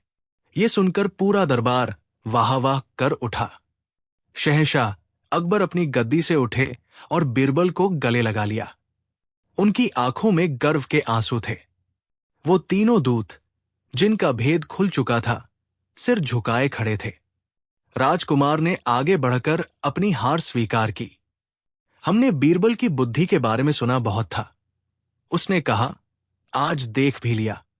हम अपनी हार मानते हैं। महाराजा भद्र प्रताप सिंह की चुनौती का जवाब इतने शानदार तरीके से दिया गया था कि उनकी साजिश उन्हीं पर भारी पड़ गई थी। देवगढ़ में जब यह खबर पहुंची तो महाराजा कई दिनों तक अपने कक्ष से बाहर नहीं निकले और आगरा के किले पर एक बार फिर ये बात सिद्ध हो गई कि तलवार की धार सल्तनत की सीमाएं तो बना सकती है, लेकिन एक सल्तनत को महान बनाती है उसके दरबार में मौजूद बुद्धि और न्याय, जिसका सबसे बड़ा प्रतीक था बीरबल। कहानी 8। शहंशाह अकबर का दरबार केवल शूरवीरों और कलाकारों से ही नहीं, बल्कि दूर दूर से आए विद्वानों और पंडितों से भी सुशोभित रहता था। अकबर स्वयं ज्ञान के बहुत बड़े प्रशंसक थे और अक्सर अपने दीवान-ए-खास में धार्मिक और दार्शनिक विषयों पर शास्त्रार्थ आयोजित करवाते थे। इन बहसों का केंद्र अक्सर बीरबल होते थे, जो अपनी हाजिर जवाबी और व्यावहारिक ज्ञान से बड़े बड़े पंडितों को निरुत्तर कर देते थे। लेकिन बीरबल की यही प्रसिद्धि कई तथाकथित विद्वानों के लिए ईर्ष्या का कारण थी। उन्हें लगता था कि बीरबल, जिसने न तो किसी गुरुकुल में वर्षों तक वेदों का अध्ययन किया था और न ही किसी मदरसे में कुरान की आयतें रटी थी, आखिर कैसे इतना ज्ञानी हो सकता है। इसी जलन की आग में जलता हुआ एक नाम था आचार्य प्रज्ञानंद। आचार्य प्रज्ञानंद काशी के एक अत्यंत सम्मानित और प्रसिद्ध विद्वान थे। कहा जाता था कि उन्हें चारों वेद, 18 पुराण और दर्जनों उपनिषद कंठस्थ थे। उनकी तर्क क्षमता अद्भुत थी और शास्त्रार्थ में उन्हें हराना लगभग असंभव माना जाता था। लेकिन ज्ञान के इस अथाह सागर के साथ साथ उनके अंदर अहंकार का एक विशाल पर्वत भी था। उन्हें लगता था कि इस पूरी धरती पर ज्ञान के मामले में कोई उनकी बराबरी नहीं कर सकता। जब उन्होंने बीरबल की चतुराई और अकबर के दरबार में उनके मान सम्मान के किस्से सुने तो उनका अहंकार तिलमिला उठा। उन्होंने फैसला किया कि वो आगरा जाएंगे और भरे दरबार में बीरबल को शास्त्रार्थ में पराजित कर उसका घमंड तोड़ेंगे, ताकि दुनिया को पता चले कि असली विद्वान कौन है। आचार्य प्रज्ञानंद का आगरा आगमन किसी उत्सव से कम नहीं था। उनके साथ शिष्यों का एक बड़ा समूह था, जो अपने गुरु के ज्ञान का बखान करते नहीं थकते थे। शहंशाह अकबर ने भी एक महान विद्वान का पूरा सम्मान करते हुए उनका स्वागत किया और उन्हें शाही मेहमान बनाया। दरबार में बीरबल से जलने वाले दरबारी जैसे मुल्ला दो प्याजा और काजी अल हसन आचार्य प्रज्ञानंद के इर्द गिर्द मधुमक्खियों की तरह मंडराने लगे। उन्होंने आचार्य के अहंकार की आग में घी डालने का काम किया। एक दरबारी बोला, आचार्य जी, आप तो ज्ञान के सूर्य हैं। आपके सामने बीरबल तो एक जुगनू के समान भी नहीं है। मुल्ला दो प्याजा ने कहा, हाँ आचार्य जी, शहंशाह ने उस मस्खरे को कुछ ज्यादा ही सिर पर चढ़ा रखा है। आप ही उसे उसकी सही जगह दिखा सकते हैं। आचार्य का अहंकार और भी बढ़ गया। उन्होंने अगले ही दिन शहंशाह अकबर से भरे दरबार में बीरबल के साथ शास्त्रार्थ करने की इच्छा प्रकट की। शहंशाह, उन्होंने अपनी भारी और रौबदार आवाज में कहा, मैंने सुना है कि आपके मंत्री बीरबल अपनी बुद्धि के लिए बहुत प्रसिद्ध है। मैं उनके ज्ञान की गहराई को मापना चाहता हूं। मैं उन्हें शास्त्रार्थ के लिए चुनौती देता हूं। पूरे दरबार में एक अजीब सी खामोशी छा गई। ये कोई आम चुनौती नहीं थी। एक तरफ था शास्त्रों का प्रकांड पंडित और दूसरी तरफ था बीरबल, जिसका ज्ञान किताबों में नहीं, जीवन के अनुभवों में बसता था। अकबर ने बीरबल की ओर देखा। बीरबल के चेहरे पर चिंता की कोई लकीर नहीं थी। वो हमेशा की तरह शांत थे। बीरबल ने अदब से सिर झुकाकर कहा, जहां पनाह, आचार्य जी तो ज्ञान के महासागर हैं। मैं तो एक छोटी सी गागर हूं। मेरी उनके साथ क्या तुलना? लेकिन अगर वो मुझ जैसे साधारण व्यक्ति से शास्त्रार्थ करना चाहते हैं तो ये मेरा सौभाग्य है। मुझे उनकी चुनौती स्वीकार है। शास्त्रार्थ के लिए अगले दिन का समय तय हुआ। पूरे आगरा में ये खबर आग की तरह फैल गई। हर कोई ये देखने को उत्सुक था कि इस महामुकाबले में कौन जीतेगा। अगले दिन दीवान-ए-खास खचाखच भरा हुआ था। एक तरफ ऊंचे आसन पर आचार्य प्रज्ञानंद अपने शिष्यों के साथ विराजमान थे। उनके चेहरे पर आत्मविश्वास और अहंकार साफ झलक रहा था। दूसरी तरफ एक साधारण से आसन पर बीरबल अकेले बैठे थे, शांत और सहज। शास्त्रार्थ के नियम तय हुए। आचार्य प्रज्ञानंद ने कहा, मैं बीरबल से 10 प्रश्न पूछूंगा। अगर ये मेरे 10 में से 5 प्रश्नों का भी सही उत्तर दे पाए तो मैं अपनी हार मान लूंगा, और अगर ये हार गए तो इन्हें भरे दरबार में ये स्वीकार करना होगा कि सच्ची विद्वता किताबों और शास्त्रों से ही आती है, मसखरेपन से नहीं। बीरबल ने मुस्कुराते हुए कहा, आचार्य जी, मुझे आपकी शर्त मंजूर है, लेकिन मेरी भी एक छोटी सी शर्त है। अगर मैं आपके सभी प्रश्नों का उत्तर दे दूं तो आपको मेरे सिर्फ एक प्रश्न का उत्तर देना होगा। आचार्य प्रज्ञानंद जोर से हंसे। सिर्फ एक प्रश्न? अवश्य। तुम मेरे 10 सवालों का जवाब तो दे नहीं पाओगे। एक सवाल पूछने की नौबत ही कहां आएगी। पूछ लेना अपना एक सवाल। शास्त्रार्थ शुरू हुआ। आचार्य ने अपना पहला प्रश्न पूछा, बीरबल, बताओ, ऋग्वेद के 3 मंडल में गायत्री मंत्र की रचना किस ऋषि ने की थी और इसमें कितने अक्षर हैं? ये एक अत्यंत कठिन और तथ्यात्मक प्रश्न था। दरबारियों को लगा बीरबल पहले ही सवाल में फंस गए, लेकिन बीरबल ने तुरंत उत्तर दिया, आचार्य जी, इसकी रचना महर्षि विश्वामित्र ने की थी और इसमें 24 अक्षर हैं। आचार्य हैरान रह गए। जवाब बिल्कुल सही था। उन्होंने दूसरा और भी गहरा प्रश्न पूछा, वेदांत दर्शन के अनुसार अह ब्रह्मास्मि का गूढ़ अर्थ क्या है और ये किस उपनिषद से लिया गया है? बीरबल ने सहजता से उत्तर दिया, अह ब्रह्मास्मि का अर्थ है मैं ही ब्रह्मा हूं। ये आत्मा और परमात्मा की एकता को दर्शाता है और ये बृहदारण्यक उपनिषद का महावाक्य है। आचार्य प्रज्ञानंद के माथे पर पसीने की पहली बूंद छलक आई। एक के बाद एक उन्होंने न्याय, वैशेषिक, सांख्य, योग, मीमांसा और वेदांत दर्शनों से जुड़े सबसे कठिन और जटिल प्रश्न पूछे। वो बीरबल को तथ्यों और श्लोकों के जाल में फंसाना चाहते थे, लेकिन बीरबल हर प्रश्न का उत्तर ऐसे दे रहे थे जैसे वो कोई कहानी सुना रहे हो, सरल, सटीक और स्पष्ट। उन्होंने 10वें और आखिरी प्रश्न के रूप में पूछा, महाभारत के शांति पर्व में भीष्म पितामह ने युधिष्ठिर को राजधर्म के कितने अंग बताए थे? बीरबल ने उत्तर दिया, उन्होंने राजधर्म के 36 अंग विस्तार से समझाए थे। आचार्य प्रज्ञानंद अवाक रह गए। उनके तर्कश के सारे तीर खत्म हो चुके थे। बीरबल ने उनके हर प्रश्न का उत्तर दे दिया था। जिस बीरबल को वो एक साधारण मस्खरा समझ रहे थे, उसका ज्ञान तो किसी ऋषि से कम नहीं था। दरबार में बीरबल की जय जयकार होने लगी। मुल्ला दो प्याजा और काजी के चेहरे उतर गए थे। आचार्य का अहंकार टूटकर चकनाचूर हो रहा था। उनकी बरसों की तपस्या और ज्ञान आज एक दरबारी के सामने बौना साबित हो रहा था। बीरबल ने हाथ जोड़कर कहा, आचार्य जी, मैंने अपनी शर्त पूरी की। अब मेरी बारी है। मैं आपसे अपना एक सवाल पूछना चाहता हूं। आचार्य ने बुझे हुए मन से कहा, पूछो। पूरे दरबार में फिर से खामोशी छा गई। सब ये जानने को उत्सुक थे कि बीरबल ऐसा क्या पूछेंगे जो इतना बड़ा विद्वान न बता पाए। क्या वो किसी अनजाने ग्रंथ से कोई श्लोक पूछेंगे या कोई गणित की पहेली? बीरबल अपनी जगह से उठे। वो आचार्य के आसन के पास नहीं गए।